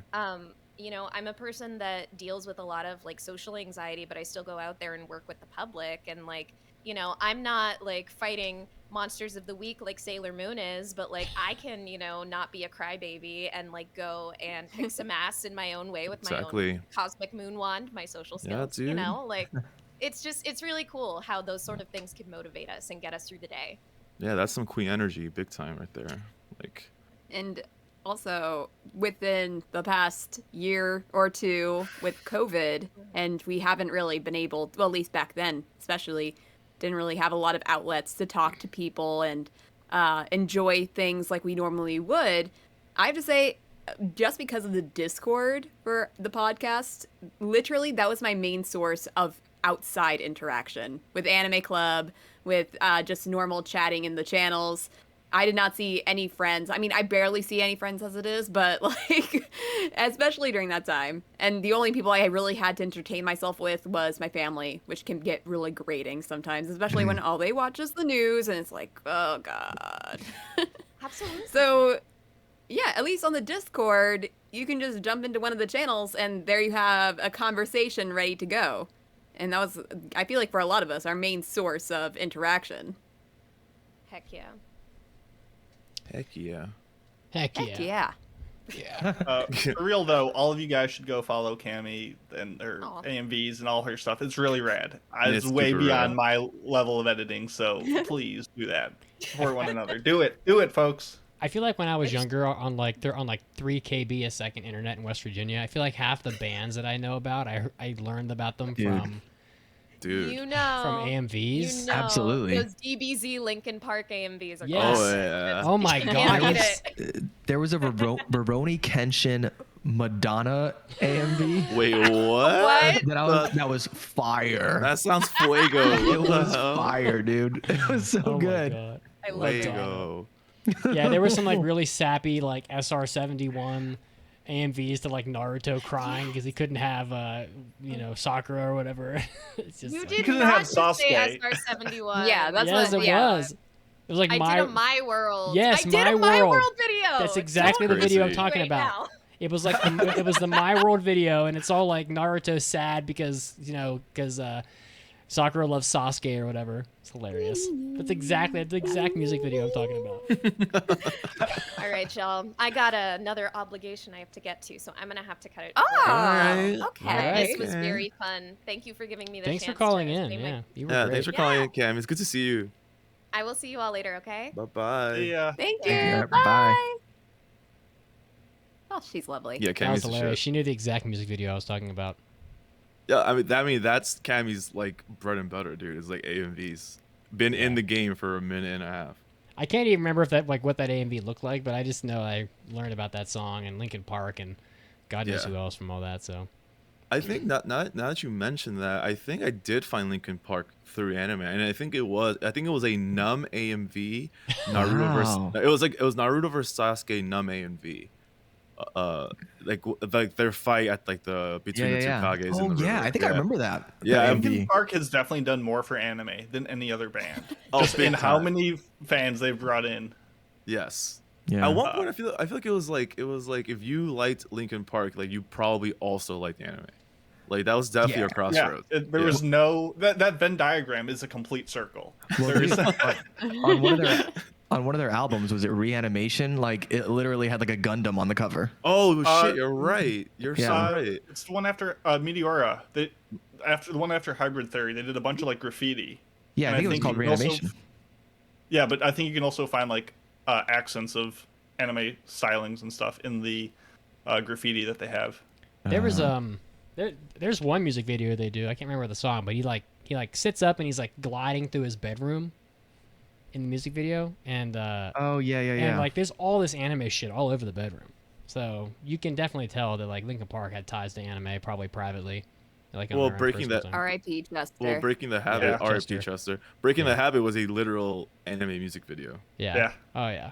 Yeah. There you go. Also, I know this podcast is not about me, but rewind the tape of Cammy dropping out of the call milliseconds before Fred was back in here to make it perfect. I nailed that. I Yes. just want to pat Yeah. myself Fans on of the the back for that podcast one. will not be appreciating this because they have no idea what you're talking No, about. But I am no, so Fred is. proud Yeah, of you. Literally, when I upload this to YouTube, I'm gonna put a timestamp for that moment, Oh, so God. people can find exactly the flex on how good it. Oh my goodness, I'm so. Yeah, behind the scenes, Mason has been slaying the transitions between. Your Mason DBZ has- power level has grown 10 points just Boom. because of that. Right. Well, Mason has like 2 separate mice, so he can click things even faster. He's like, oh, well, I'm just gonna say that Mason figured out how to do all this shit in the first place because I sure as hell wasn't gonna figure it out. So we can start with that.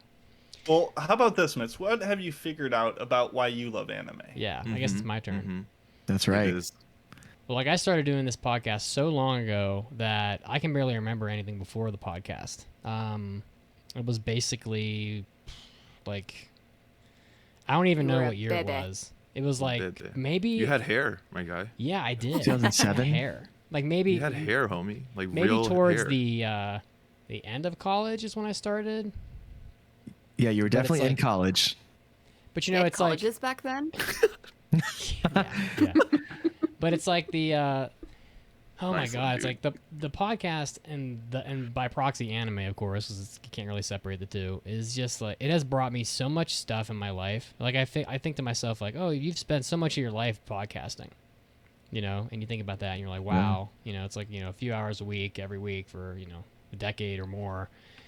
But it's like I really think the stuff that the podcast has brought me is definitely worth all the time that it's taken to do it. I mean, just to start with, like so many friends, like all of you guys, I never would have met any of you at all without anime and then the podcast. So, all of that would be gone. I've had some pretty rough spots in my life in the last 5 years, and the Discord definitely carried me through that whole experience. So, that's priceless right there. To be perfectly honest, I met my current girlfriend through the podcast, and now here we are, like summiting mountains out in Colorado, and we've summited 23 mountains out here. It's like Subtle flex. I mean, none of the really dangerous ones, but we'll see. We got a lot more to do, but it's just I don't know. It's like so many of like the gifts that I've been given throughout my life in the last 10 years have all been.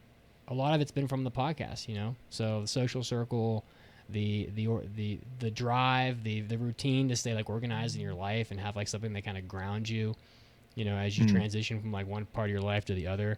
The podcast has followed me through like 2 or 3 different whole phases of my life at this point, and it's just something that like keeps you grounded and reminds you like who you are, and who the people are that are important to you. And the Discord is kind of like a found family. You guys are found family. And so you hear that term a lot when you watch anime sometimes, and it's like that's basically what this is. People have families that are their blood relatives, but then you have the people that you kind of choose that are so important to you, and anime has given a lot of that to me. So that's like super sentimental, and probably worth crying over and all that, but. That's like more, but that stuff's worth so much more than just like the entertainment of watching like Goku punch Cell in the face or whatever. Although that's pretty good too. Yeah, I'll take that any day also. Yeah, for sure. And I'm never gonna stop watching anime for sure. I mean, it's just one of those things that it'll, I'm gonna be like an 85-year-old man talking about how Goku fought Boo.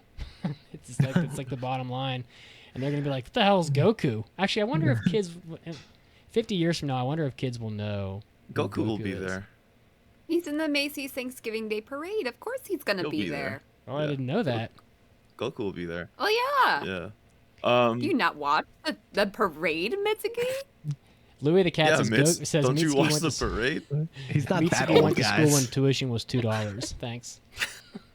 Jesus.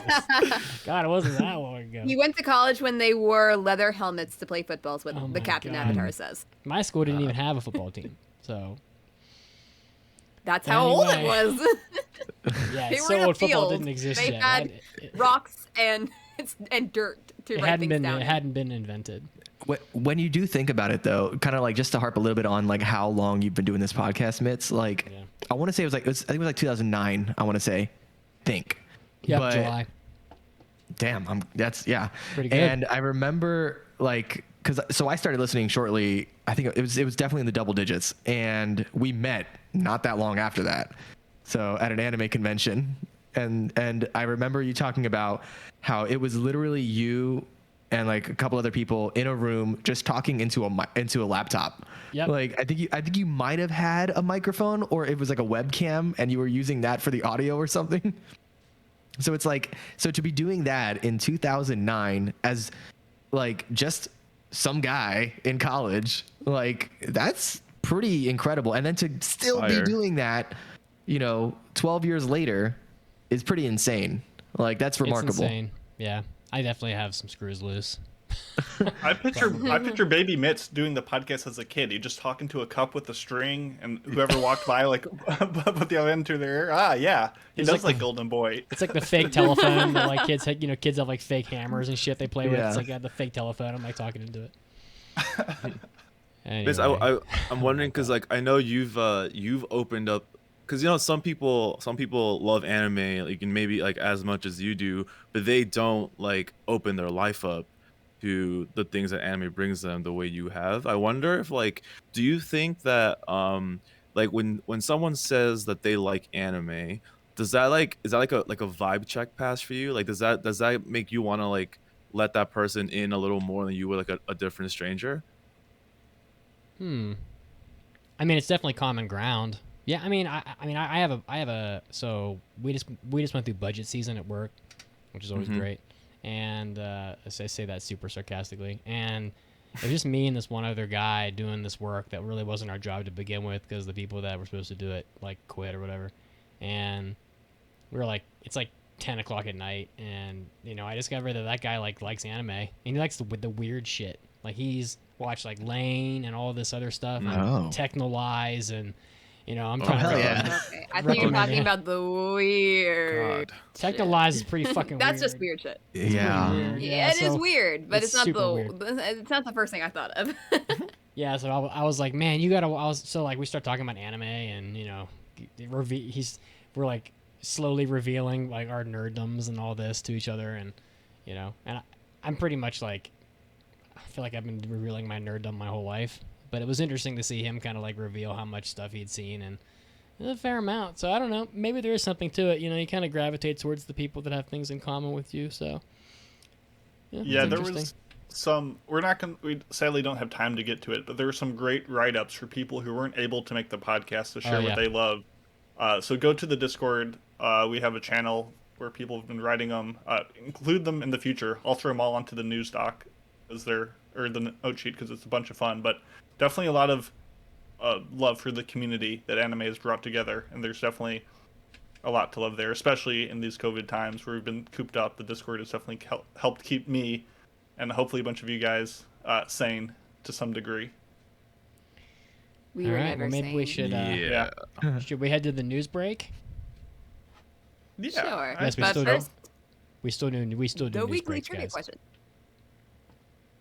But first, the weekly trivia question. Oh my Thank you, God. Caroline. Now I'm ready. In the anime Blue Period, we learn about the classic painting technique called terre verte. This method, which consists of applying vermilion over green, is used to create what effect? And we will have your answer coming up next, after the news break. See you soon.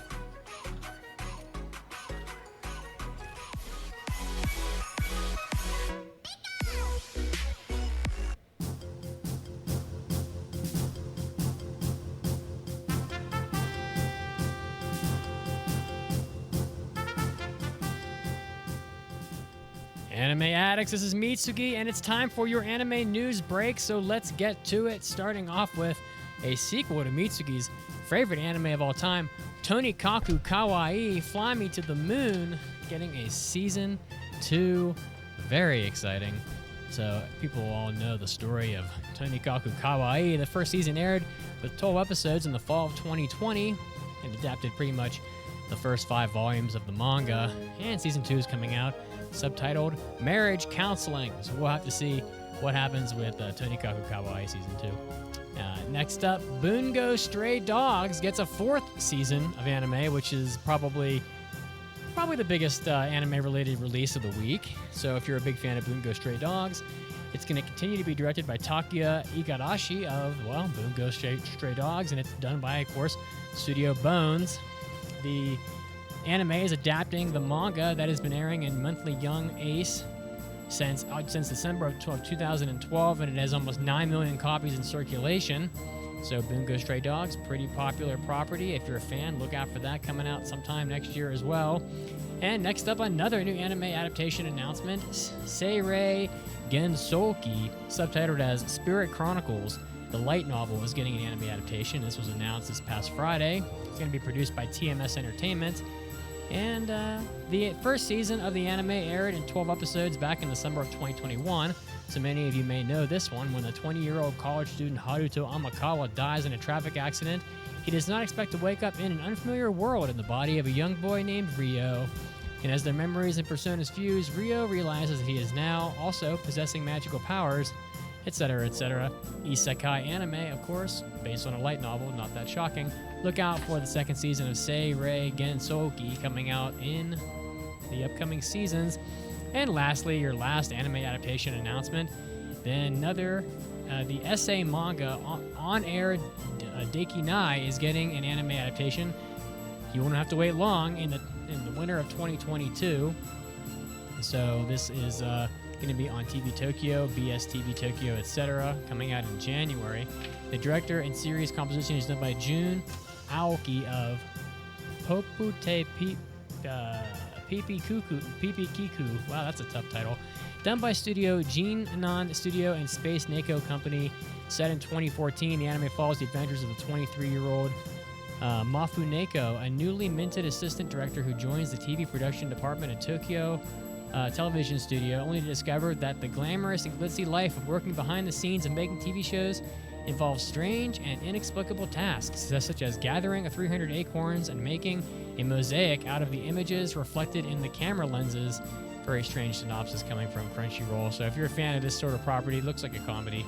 Look out for that coming out in the January of 2022. This is Mitsuki, and this was your anime news break. And now, as always, of course, what else would we do?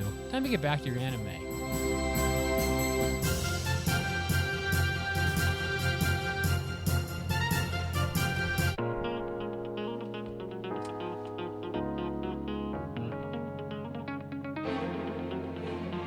Anime Addicts, 600 episodes in, same old Mitsugi.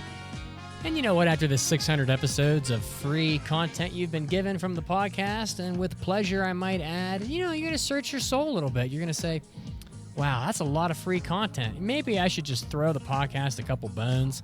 Wouldn't hurt to help us pay the bills for the website, for the hosting, all the prizes we give out, whatever's required. I know you're going to search your soul.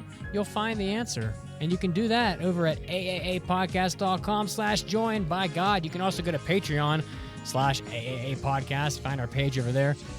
You're going to get all the extra content. You're going to get hentai. You're going to get hobby addicts. And we'll talk a lot of video games for you. We're going to shoot the shit on some after parties. You never heard so many conversations about chicken sandwiches.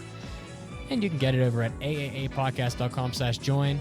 or over at Patreon. Search that soul. You'll find the answer. And now we'll get back to the podcast after just a few more minutes.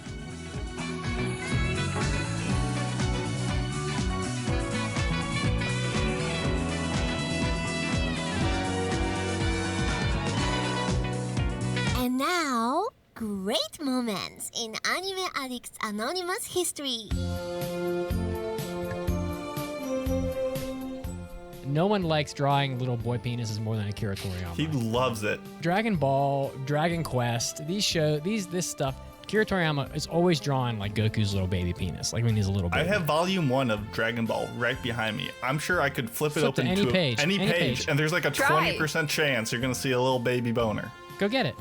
I mean, are we speed reading or am I just flipping to a random page? Get a volume 1 and open up to like page 12. I bet it's got Goku's dick. Let's go to page 12. Here we go. Holy shit. Come on, let me see it. It's there? Technically, it's on page 13. It's cutting it close. So I'll show you what happens. All right, yeah, let me see. Yep, it's Goku's dick. If it's good enough for Akira Toriyama. There it is. Dragon Ball making its second appearance in the podcast today. Oh my God. I see the brand of the podcast has remained consistent for sure. Are you eating? I've been trying to make them a little more innocent, but it's not working. Are you eating they get worse. Enzo's eating a pon kind de of donut is ringu, that? a classic mochi-esque donut in bite-sized pieces from the very own Mr. I've Donut. had one of those. It's not for Mr. I had one of Donut. those before. Yeah, they're super good. This one's sweet potato. It's really nice. I got it in K-Town. Chilling. Good stuff. I do want to say in the chat on the Twitch, there was some back and forth. Some people were discussing whether or not I would run on the break to get some drinks. And I want to say, in keeping with time-honored tradition. Yeah. Let's fucking go, dude. Let's fucking Yes, go. I did. And you had time to change the light in your background. That's right. Got to mix it up. I'm refilling my monster with water because it will taste the same, but I want to keep drinking it. All right. So I forgot about the whole like snack game that Enzo used to have with the Oreos, and I would get snacks. But no, he didn't bring a mochi donut for me. No, But I if didn't. anyone wants to meet up at Mitsuwa in Edgewater, New Jersey, they have a mochi donut place there. You get the black sesame one, and it is baller beyond belief. Please, That's just good. Please take me there. All right, well, Anyway. I ran out of music. Aren't you coming for the anime con? Yeah, Anime NYC. 2 weekends from now, Caroline and myself will be there. We've got panels, we've got meetups, we've got mochi donuts to eat. And We've we done will nothing definitely to hang prepare out. for it. Nothing yet. Oh man, wait, Mitz. I think it was was it you and I way back in the day? It was like an anime convention in Orlando, and there was another group of people that was supposed to do a panel, and they canceled last minute. And then we were just like, I guess we'll do it. And we What just was that ended- panel on? I don't even remember, but we just made it up as we went. Was it good? And I think it was fun. I think people had a good time. Oh my god. In I true to remember- form, I think Mason and I got B-listed with our panel. We just somehow made it in. I remember one time we did the anime Oscars from one year, and you and you and Kimiko had gotten drunk on box wine. Yes, we did. We walked down to the grocery store and bought a bunch of little individual box wine things and put them in my backpack, and they just got smashed. And you were like heckling the crowd. Get the fuck out! One guy left, and you were like, "Get the fuck out of here!" Another fun like convention thing to mention that when we did the panel at Anime NYC in its inaugural year, you remember how we did the karaoke sing up after? Yeah. One of the fans that came with us to karaoke, Russ, he started dancing, and I see him, and now we're like really good friends, and we dance together all the time. We go to classes all the time. Aww. Conventions, Nice. yeah, conventions are cool, man. Like show up, guys. It's a good time. Yeah. Well, Caroline, I'll have you know, we might have been B-listed at first, but I think they were just trying to get us to the big room because we were like in the multi-hundred seat room. So we got to fill that up. So if you're listening, please come and get us some people. It's going to be the worst if 10 people show up. Yeah, exactly. No, they will show up. If you build it, they will come. They'll be there. Originally, I would be okay with 10 people, but the fact they got us to that 300-person room, that's they will show up. setting us up for disaster. This is going to be a nightmare. It's going to be so much fun. All right. Just race. Just like run around the convention room. Do we even care about put this that in intro our trivia schedule. question? No, we honestly don't. Oh, whoops. But let's actually answer it. All right. It's In only the gonna anime take a blue second. period, we learned about the classic painting technique called terra verte. The method is used to create what effect? The answer is the look of the texture of skin. Interesting. Well, we just learn all sorts of stuff from anime, don't we? Yeah, that was a placeholder trivia question. I forgot to update it. Oh, we have an Enzo's Notice Me corner. Oh, hit the drop. Oh my god, I don't have the drop ready. I'm gonna do that one more time. Ready? Ahem. Well, you gotta give me a second, okay, man. Come on now. Hit the drop. Oh my god. Okay. Yeah, I'm gonna run it back one more time. Okay. Do you know how many audio files are on this thing? Another one. Another one. Oh my god. Hit the drop. Jesus Christ, man. I think it's under okay. Enzo Senpai. We're just gonna have to put it in post. Oh, okay. Do At it. Do it. 1 do it. hour 30 some minutes, give or take. Edit here. It'll go Edit perfect. here. Enzo Senpai's Notice Me Corner! Do it a cappella. Go ahead. Do it. That's it. That's all I got. Okay, that's fine. All right, Enzo. Why don't you read your Notice Me corner? Because hey, we got one. Cool. Yeah. So this is Enzo. Oh, well, I feel like I'm dreaming right now. Okay. Let me put my water bottle down. All right. Let's see if I still got it. Welcome to Enzo Senpai's Notice Me Corner, where you submit in a message of something you've achieved, or something that you're proud of, or something you're working towards, and I read it out loud so we can celebrate you because we love our viewers and listeners here on the podcast. This one comes in from Dragon KC213, and they say, "Hey AAA, I've been listening for a couple of years, but this is the first time I've actually participated. Recently, after years of dealing with it, I finally managed to leave my toxic work environment that was sucking the life out of me. A few weeks ago, I started working at a new job where I will hopefully be able to start training to become a licensed veterinarian technician of pain management and rehabilitation. I'm so excited to be able to specialize in my field, and I can't wait to see where this takes me. Thanks for keeping me entertained." Yeah, man, that's awesome. Like I genuinely always feel for people that have a tough workplace. I can't imagine what that would be like if I, for example, I have a very high pressure job, but I'm lucky in that my teammates and my coworkers and colleagues are all really great people, and we get it.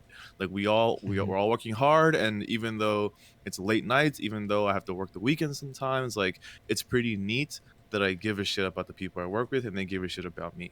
You know what I mean? So I'm so glad that you're gonna put yourself in a situation that's more in that direction, because that goes a long way for your physical like health and your mental health, or everything. You know what I mean? So congrats on that new pathway. I'm really proud of you, and good luck. If anyone else would like to submit a message for Enzo Senpai's Notice Me Corner, like Dragon KC213 did, I believe, unless it's different, there should be, if you go to the website www.aapodcast.com, you can hit the link at the top where it says mailbags and more. There should be a drop down that comes up after you hit this segment and you submit there. I will not be on the podcast as often as I used to be, like every week, but if enough of these come in, I will do a gigantic read off like I did for the New Year's episode prior, and I'll get through them all. Drunk or not drunk, I'll do it all again. I will get through them all.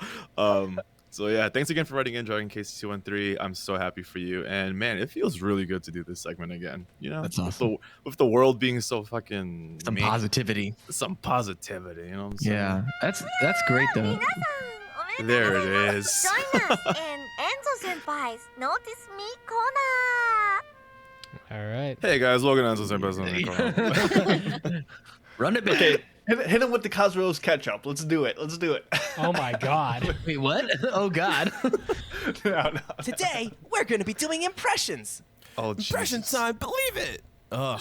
I think you guys should do that. You guys want to try it live? Sure. Go ahead. You All right. go first. Oh God, I'm so much older now. My voice has changed. You have to do we a go. Shonen boy voice. Okay. Haven't done this in a long time. Mm-hmm. Today, we're going to be doing impressions. Impression time, believe it. Oh God. Oh, Oh, what have we become? Why did we do that? That's gonna be that's gonna be there forever.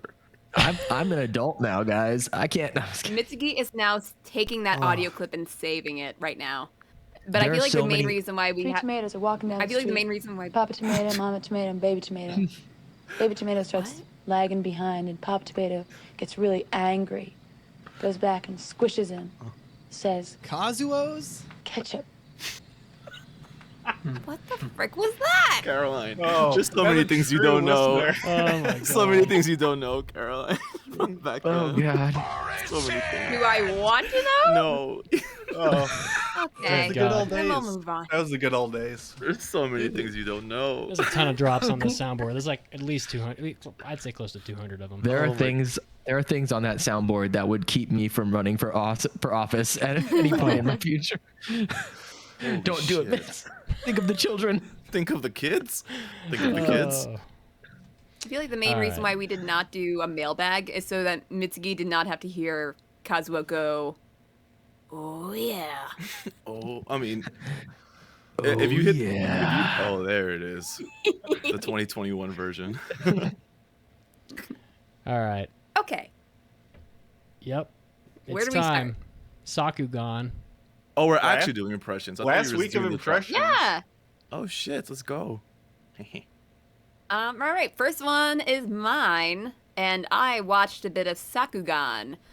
I did not. I forgot to bring up information about the show in itself, but it's done by insert studio here, directed by insert director here, and it is about this underground town, or rather the underground labyrinth of towns. And in one particular town, I think it's like Pippin, I think, there is a father and daughter duo, and they work kind of just like mining out the town. I think it's really kind of unclear to me, but yeah. So the thing is with this father and daughter duo, she's like 9.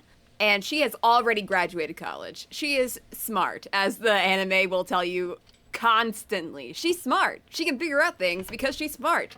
She can mouth off to her dad because she's smart. That kind of thing. But the dad is also kind of like a little bit deadbeat, just a little bit. Also not very mature. Does rely on his daughter a little bit. All they eat is cup noodles, that kind of thing. But the thing is with the daughter, she really wants to go explore this labyrinth of that is underground. But the thing is that it's like overrun with monsters, and people actually get hurt by these monsters. They die from these monsters, but she really wants to go out there and explore because I think she believes that her mother is out there. That is what I gathered from the description of the anime, but they've never really talked about that in the anime as of yet that I have seen. I've only really watched like 3 episodes, I believe. But she goes out there, she wants to, but her dad won't let her because he used to be a person that would go out into this labyrinth of towns, and he knows how dangerous it is. And that is the one thing that he will be certain of. He will not let his daughter go out there. But David circumstances Bowie's hair. happen, and a monster attacks the town itself, which doesn't happen very often. Their best friends die in front of them, which was it was harsh. Like, you did not expect it to happen in the way it does, but those two do die very unexpectedly. And that was interesting. The first episode is very interesting to me. By the end of it, I thought, like, okay, so we're going to this like a Maiden Abyss, a Gurren Lagann hybrid or something like that, and I was excited for it. But within the next 2 episodes, I'm like kind of getting bored of it for whatever reason. It kind of goes by without me even realize I watched 3 episodes. I'm like, I only watched 2 episodes, right? No, I watched 3. Asian, And yeah, that's so a good I was thing. just... No, it's because it's just all blurred together. And I can't even remember what exactly took up 3 episodes in the first place. Because they make it sound as if, like, the moment you step out into this labyrinth, your chances of survival are, like, 5%. And it takes them a while to actually find any danger in the first place, which I'm like, well, that's false advertising. But yeah, like the daughter gets very annoying. She is just smart. And so that means she could do stupid things, like things that she doesn't think through. She's smart up here, but not smart in here, like pointing to her head and then to her heart. They do this whole thing in like the 2nd or 3rd episode. So yeah, I mean, I wish I could say I liked it because it looks great. I really liked the first episode, and I was even going back and forth on passing it because I know other people kind of like this show. It would be interesting to talk about, but somehow I got bored. So I don't think that's a really good sign. I wouldn't blame a person for actually liking it. I just didn't, so I have to fail it.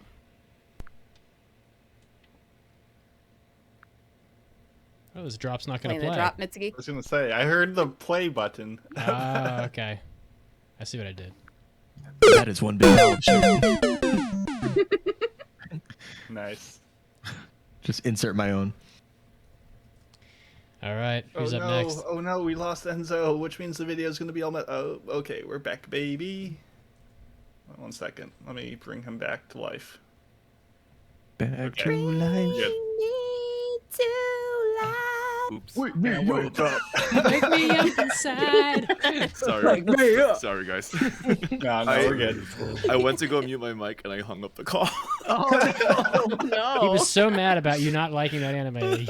Sakugan's my love favorite. How dare Sakugan. How dare you, Caroline? Oh, Sorry. God. Man. They can save it in the listener's choice poll. Exactly. Oh, and which will go live Yeah. when you're hearing this because this is last week of impressions. My first impression this week is Ganbare Douki-chan, which is a cute fan service show. It's like 3 minutes long. done by Atelier Punt Dark, who have done no other shows as far as I can tell. It is streaming on Crunchyroll. And the show, like I said, it's very short and mainly consists of Douki-chan, the main character, blushing timidly as her more assertive Kohai and Senpai make moves on her office crush. And she's like, man, I wish I was doing something, but she mainly just wallows in her inaction as this guy gets confessed to by all these cutie pies in the office. And it's definitely for a certain demographic. It's right between like the boring one room, the fetishistic Miru tights, and the perverse why are you here sensei. So if you like any of those shows, you'll probably like something here. Essentially, it's a cast of 4 characters, so it's very easy to remember what's going on, and the whole point of the show is just to go down smoothly. I actually originally watched 2 episodes before dropping it because it's not my kind of show. Before realizing, oh, this is actually one of the shows I picked for impressions, I guess I have to obligatorily watch it. And since it's so quick to watch, I actually just breezed through all like 7 episodes that were out at the time of this recording. And while it does like eventually kind of shy away from the overt fan service in favor of like a vapid relationship down the road, like the fan service was all it had going for it, and now it's like incredibly toothless and has no bite to it. So I'm going to fail it unless you just want your wish fulfillment fantasies of QT 3.14s confessing to you and pushing up against you in the office space. It's there's not much to it. So Ganbare Douki-chan will be not passing. It is a travesty. I realized that I think I had one that wasn't on the list, so I'm going to do that. I haven't done Jobless Reincarnation yet, have I? No, I probably forgot to throw this on yet. the list. So, so Jobless Reincarnation is a show that, it's the 2nd season of this anime. This is a really popular show. I'm going to check right now, but it might be the most watched show of the season. If it isn't this one, it's probably Komi-chan. Komi Can't Communicate. Yeah, it's just barely. Yeah, so it's second in terms of viewership. Jobless Reincarnation, I mean, this show is still the same show it was the first season. It continues the journey of Rudius, and, who's the isekai main character sent to this world to, do whatever. And the only difference between this season and the first season is that this one picks up a little quicker. Like the first season, you had to go through like the training arc, where he trains, learns magic, and he's learning from Roxy, who's like the really cool water mage, I guess. And she and Roxy appears in these first 3 episodes too. There's just like this second season just really picks up very quickly. Rudius and his like heiress and his band of like friends they release like some captured beast men from like a prison, and he gets captured, and there's like some pretty fantastic fight scenes in that like 2nd to 3rd episode range, with Rudius just like unleashing his magic upon the the people that are attacking this like village. They're almost like it almost reminds me of like Windurst from Final Fantasy 11.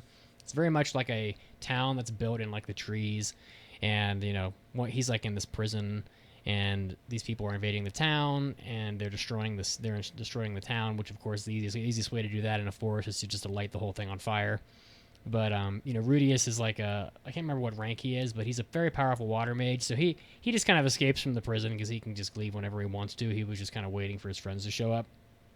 And there's some pretty cool magic displayed in that scene where he kind of just causes like a huge like rainstorm above the whole forest, puts out the fires, and there's some magic battles going back and forth between him and the people that are trying to burn the village down. And it's been a pretty quickly paced 2nd season so far. It's still perverted like the first season was. I don't think it's as bad. I mean, there's still some weird shit going on as far as like the ecchi, and it's definitely unnecessary still.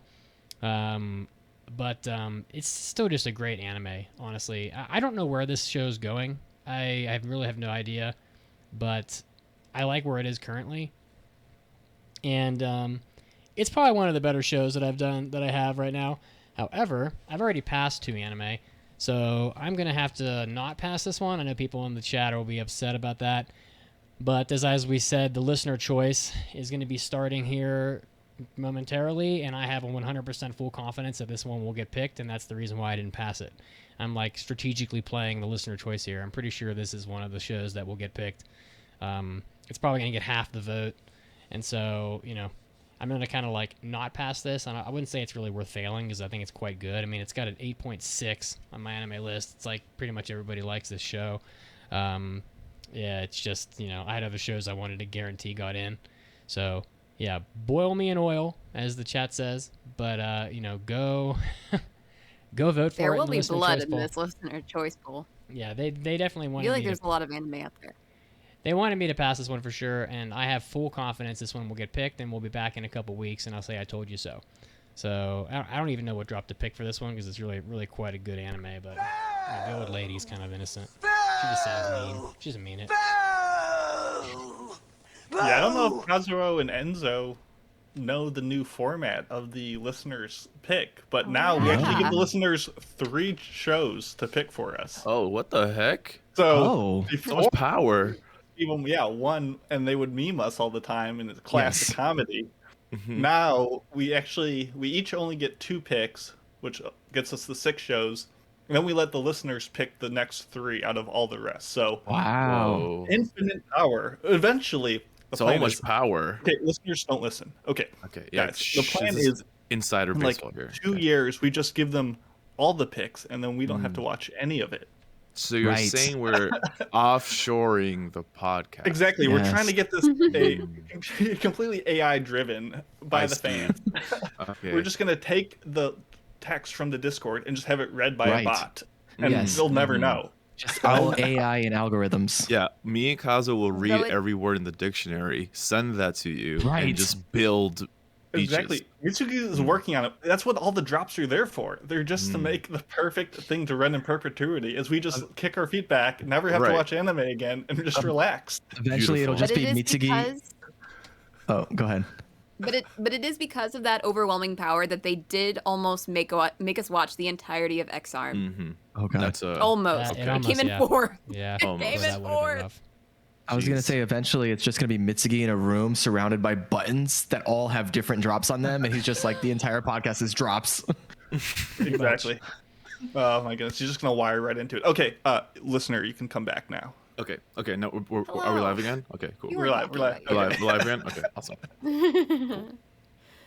All right, back to you're back up, Caroline. impressions. Yep, you're Ellie? back up. Okay. So next up on my list is the Faraway Paladin, or as a Saihate no Paladin. This tricked me, actually. I remember when we were talking about this, talking about our picks. I thought this was pure fantasy, no isekai to talk of, and I was very excited for that. I was wrong. It's an isekai. But it's like, it's not as, it's, yeah. I have a feeling we're not in Kansas anymore. Got The him. original That one was, isekai. like, on my part. Yeah. But the freaking genres does not list isekai, so it tricked me. So this is one of the better ones, I would say, for an isekai. It's about this guy. His name's Will. Of course, he had a different life in another universe like ours, but he died. Yeah. Now he was reborn into this world. Yeah, what? He was reborn into this world as a baby, and he was found by like these 3 undead creatures. I don't know. So their names are like Gus, Blood, and Mary. Very different kind of people. Mary is like teaches him about the religious parts of their world where they have all these different gods, and you pray to one of those gods and they'll give you protection of some sort. So she teaches him about that. She's like a mummy of some sort of skeleton. I don't know. A mummy. Yeah, I mean, I guess she's not really a mummy. It's kind of hard to really pinpoint what she is. Gus is basically just a ghost, but he is a wizard, so he teaches Will all about the magic systems of this world. And Blood, he is, I guess you would kind of guess, he's the fighter. He is also kind of like a skeletal being. He teaches him how to fight. And I only watched like 3 episodes, so he hasn't left them yet. But basically, they're setting it up so once he leaves, he becomes a paladin, joins a party, that kind of thing. But also trying to teach him about this world while also keeping a lot of secrets. a lot of secrets, like things that I would not even be able to ask a question, but I know they're keeping things from Will, and I can't even ask like what specifically. It is interesting. I will say I do like this better than Sakugan, but here's the thing. I feel like it just wasn't the thing that was keeping me interested this season. There were other things keeping me interested, which I will also be passing. But this one just wasn't it, which is unfortunate because I do think it would be a good show. So I recommend people, watch a little bit, maybe consider it for listener choice. But unfortunately, I'm just going to have to fail Faraway Paladin. Everybody's making their appeal for listener choice. Shall not pass! Drops will come and go, but that one will always be here. Yeah, I knew that at some point I would hear that today. Yeah, it's a perfect one. Yeah, I feel like we're very. I think we already passed most of our shows. Well, we have a couple. We have a little room for something. Ooh, spoilers maybe. Ew. Oh my god, we have 3 more shows to do. Well, I will be talking about Blue Period. This is done by Studio 7 Arcs, which did Tonikaku Kawaii, season 2 confirmed, by the way. I know Mitz is super hyped for that. Oh my gosh. As well as Vivid Strike. This is based on a manga right here that I absolutely adore. I'm such a big fan of this manga. Chapter 1 had me feeling all sorts of things by the end. This is definitely an Enzo type show. So big Enzo vibes coming out of here. And this is actually streaming not only on Netflix, but weekly on Netflix. Now that they've adopted actually coming out, not at the end of the season as a batch. So check it out there. So similar to Your Eternity, a show from last season, I wanted to see this one in anime so badly. And it is quite obvious to a lot of people that this adaptation does not look great. Yes, the art in it looks cool, but this show is not good. And this is kind of ironic considering that this show is about painting, the creating of art. It follows a studious boy named Yatora who kind of leaves behind a strict school life and, responsible, you follow the right path to get into a good company sort of mentality to pursue the more artistic side of college and stuff. And essentially, there are some slight changes to the adaptation that spells things out too much, with like a teacher that like does too much exposition, which is fine in a manga but doesn't translate well to animation. And this is such a tough show to talk about because it does preserve the exploration and pursuit of art, which is the big draw of it. Because not only do you learn the technical aspects of how to paint or do this, or how the educational system of art within Japan works, you learn about the different methodology, and it just is a great fusion of objective teaching and the subjective enjoyment of art itself. And not only that, but comparing yourself to others, finding a passion in a different avenue than what you thought you had. Like, it just gets into all these universal facets of what it means to be a human and discover yourself. And it's really a weighing of the scale between, does the messaging of the show outweigh the, kind of directing woes and production shortfalls and stiff presentation? And I think it'll vary for everyone.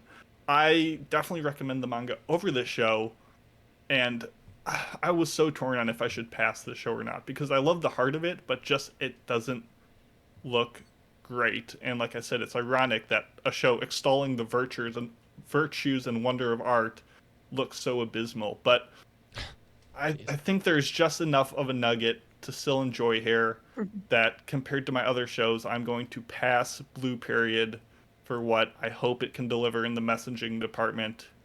And yeah, we'll do that. We'll pass Blue Period. You better lock it up. No, you lock it up. Lock it up. Lock it up. It's your last show. Yeah, that was my last show. Choice. I mean, I was very... Honestly, I was debating just passing one show and giving the listeners 4 picks, and then I realized, oh no, Tesla Note, which is this season's X-Arm, exists, and if that had happened last time, too much power could go to their heads. So, read Blue Period. If you guys followed us in Manga Club, you know how much I enjoy it. It's phenomenal, but I'm hoping the anime gets there.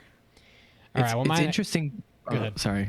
I was going to say, it's interesting that they would give that manga to the studio that's working on it, because I'm just looking at that studio right now, and it's like they've worked on Sekirei, And yeah, like, it's nothing great. I'm like, why Asura crying? Like, what? Why? Yeah, I'm So, crying. like they thinking about it. do the art within the show about art. Like they do it justice there. Like I got him, but like you can see in the manga, like there's definitely like a clear divide between the people and the art. So that works, but I just wish it was.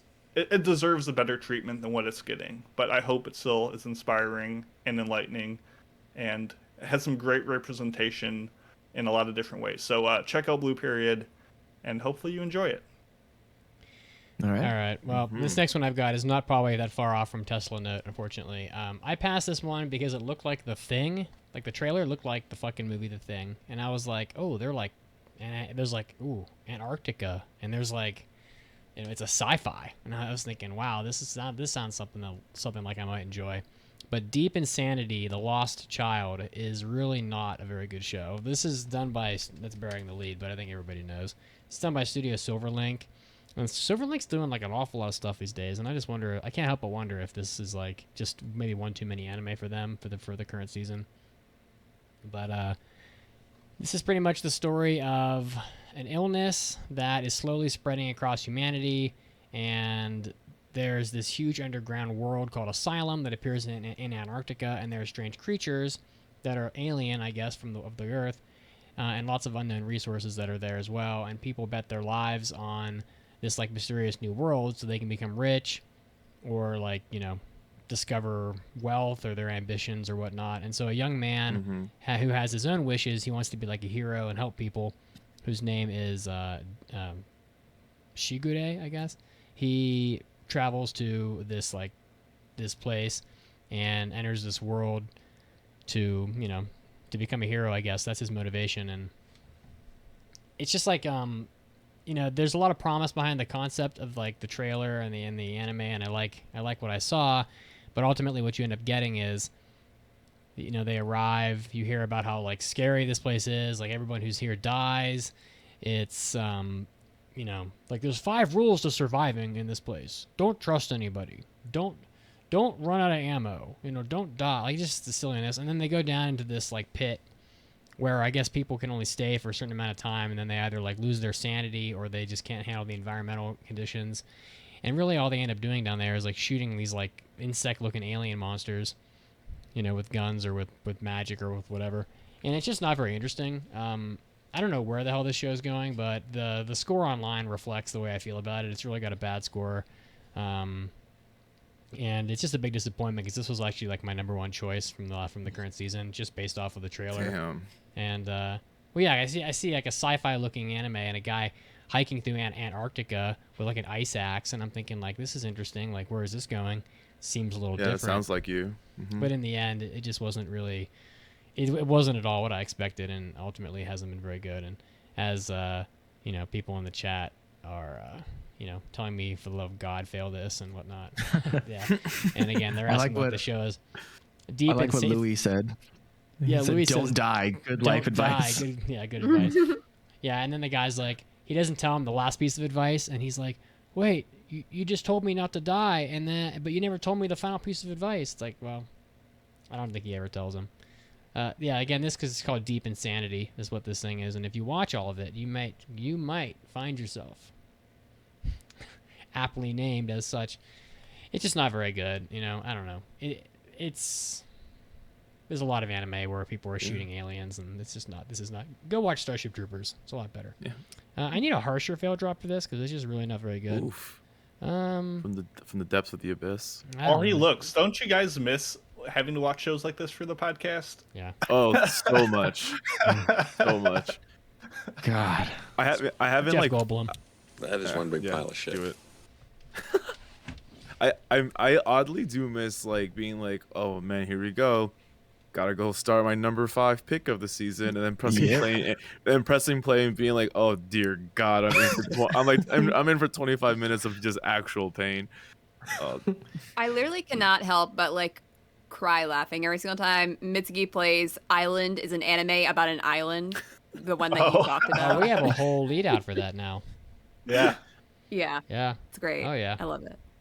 This island is about an island. Crazy. Amazing. Wild time. All right, we got one Shall more we get show to my here. last one? Yeah. Probably one of the best Okay. shows of the season. Yes. All right, so I'm talking about Komi Can't Communicate, a very, very beloved manga and very looked forward to anime. And so this one, if you are not aware, is about a girl named Komi. She can't communicate.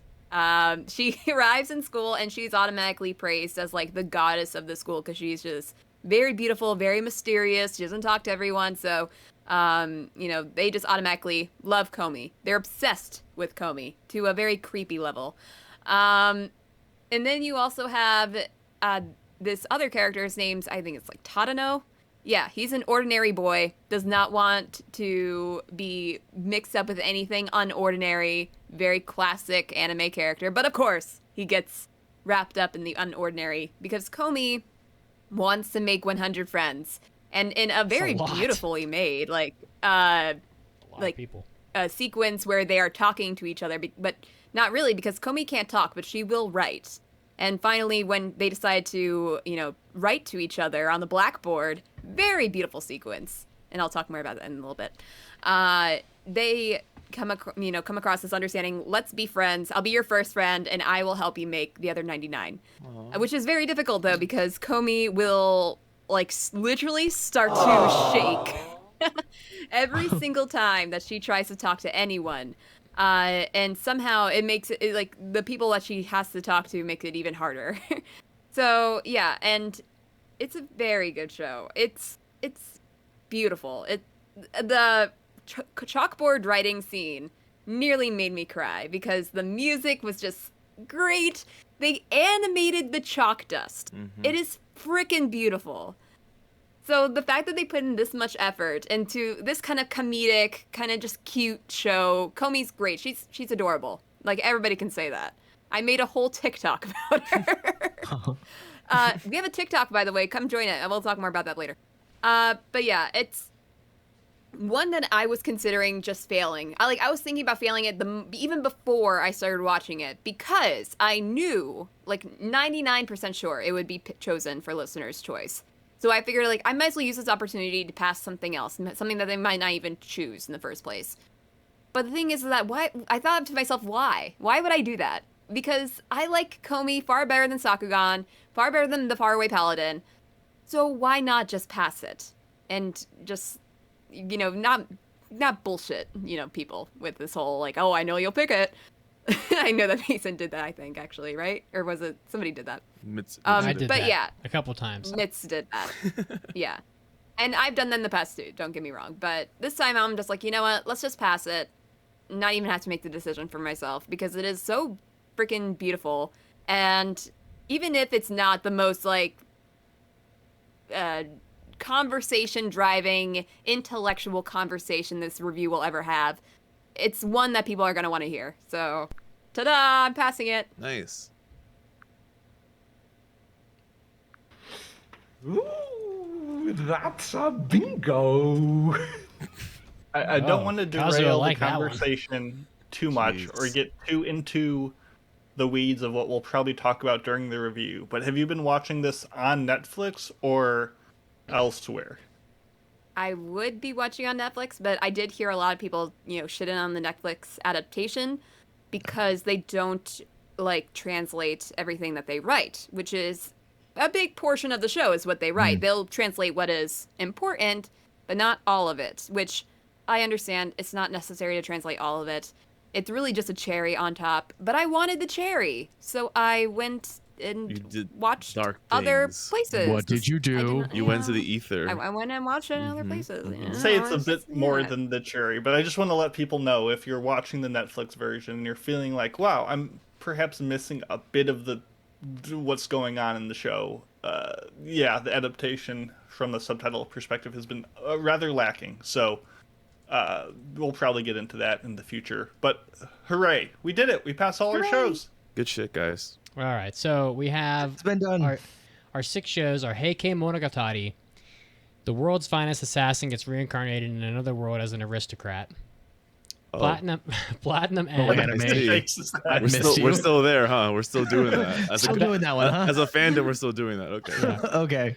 Yep. Platinum End, Osama Ranking, Blue Period, and Komi Can't Communicate. And listen, the listener choice poll is going to be up here pretty shortly, so you can go vote for all the ones that we didn't have room for. You know, some of these shows were I had a lot of really good shows. Like I had like 4 or 5 that I thought were really good, but you know I only get to pick 2, so you know. And I will still, like, I will recommend people watch My Senpai is Annoying, because that is the one show that I did not pass that I am, like, keeping up with. Like, it is very good. It's very funny. So, recommend. And that's about it for the show today, guys. Wow, what a great 600th episode, and, you know, made a ton better by having the surprise appearance of both Enzo and Kazuo. So... And looking forward to having you guys around more than you have been, which, you know, is to say, you know, one appearance is more than 0 appearances, but we're hoping for a lot more beyond that. Sure is. Now, sure is. 1 is greater than 0. That's math. And you can learn other things like this on the Anime Addicts Anonymous podcast. You take Professor Enzo's PhD course on anime.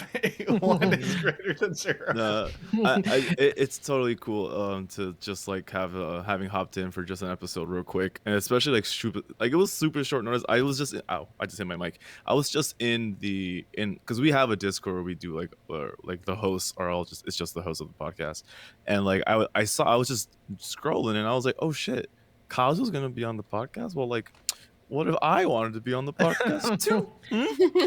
And so I just like fully just like threw myself in, and I was like, I hope it's okay. And everyone was like, fuck yeah. So thanks so much for like making the space for me just to do this episode. And I do miss doing it, so I do plan on being here maybe 2 times a year, maybe 4 times. So you realize the last time you and I were on together was episode 500, which was our triumphant trivia competition episode. Holy where we shit! Dominated. Oh my god! God. You remember where we stole victory? That was a crazy time. That was a fun time. Yeah. You guys know the invite is always open for you guys. Oh, for sure. No, and I would not have left the podcast if my brain didn't explode, and I would have returned fully if my life could accommodate that again. This is not something I'm avoiding to do. It's just life happens, you know. And so, but life is more calm, and the world is getting back to its normal shift of things. So I do want to shift my way back in as much as I can. Well, and also, you're always welcome. People love having you, so you know the endless stream of comments from the Twitch is evident. So yeah. Also, life finds a way. Yeah. Nice. You gotta play the melodica version. Oh. It's just like the worst thing ever. All right. Well, hey, do you guys want to plug some social media before we say goodbye here? Sure. Yeah, you go first. We never did our power levels. We got to figure this out, though. We haven't. Really? You guys are welcome to stick around. Is this an after party thing? If you guys want to stick around for the after party, you know, please do. Otherwise, you know, we understand. But I think we should do the power levels in the after party. So, but nice. Enzo, Kazuo, social media, yes. You go first, coward. So, you guys can actually find me on Twitter. I've changed my Twitter handle back to my old handle from the pre-podcast days using my government name. Oh. So you can follow me there at Impressive Tony. And also, if you want, yeah, what? It's impressive. It's an impressive name upon me. But you can also find me on YouTube, where I've been doing some movie reviews. I got like 50 followers on there. I don't promote it, but if you want to check it out, it's also at Impressive Tony. So that'd be kind of cool. But that's it. Yeah. Otherwise, I hope to be back a lot more. Life is crazy, but it's gonna get crazier here in a minute. But yeah, I'll be here as much as I can. Totally. And for me, I'm mostly active on Instagram, so it's at Enzo Badia, which is my government too. Your government name. So it's at ENZOBADIA. Follow me on there. I started I took the whole. I just post about everything. Mostly dance videos, mostly me eating with friends, mostly me being stupid. Just come through, say what's up. I still talk to a lot of listeners of the pod on IG through like DMs and shit. So it's a good way to keep the pulse on things and stuff. I'm okay, everyone. I'm chilling. Thanks for checking in though. It's super appreciated. So yeah, thanks guys. And what's going on with this TikTok? Came out of nowhere. So, yeah, I know. But I had an idea the other day, and it came out of our Halloween episode when I was dressed as a ghost, and I'm like, wow, this is a good idea. I'm going to make this. So I made a video, and I posted it to Twitter and to Facebook, and I was talking to one of my friends. She doesn't like anime, or she doesn't watch anime, but we do have a shared love of TikTok. And I'm like, look, I made a TikTok-inspired video. And she's like, girl, you need to make a TikTok. This will go viral. And I'm like, I'm not sure that will actually happen, but I do have ideas. And do I have the time? Not really, but I have the motivation for at least a couple days. You have the passion. So let's make a TikTok. Yeah. So I posted that video on TikTok. I made a Komi Can't Communicate video on TikTok. I made a Kazuo reveal video on TikTok. It was so funny. I literally cackled out loud. It was really good. It was very awkward to record that video, by the way. I was like, oh, this is so weird. Yeah. I'm being seen by people. Was... yeah, so we put that together. So we have now 3 TikTok videos. We have like 12 followers, and I would love to make it to 15. So go to TikTok. The name is, it's a long one, sorry. Anime Addicts Anonymous Pod. Yeah, I know. I could not. Apparently, AAA podcast was already taken. Wow. So I'm sorry. Imposters. Or they're probably lying. They just wanted to make it longer. So that's it. Anime Addicts Anonymous Pod. Look it up on Go to the TikTok. App Store, download TikTok, follow it, and that's how you get more TikToks to then follow for us to make. The Chinese government. Yes, please. Sorry. Or you can just go to Twitter or Facebook where those 3 videos have been posted, I think, for the most part. Yes. So, yeah, you can find it there. All right. That's about it, guys. We did it. Another, and hey, here's to another 100 episodes, of course. Woo! So. Woo! All right. What a trip.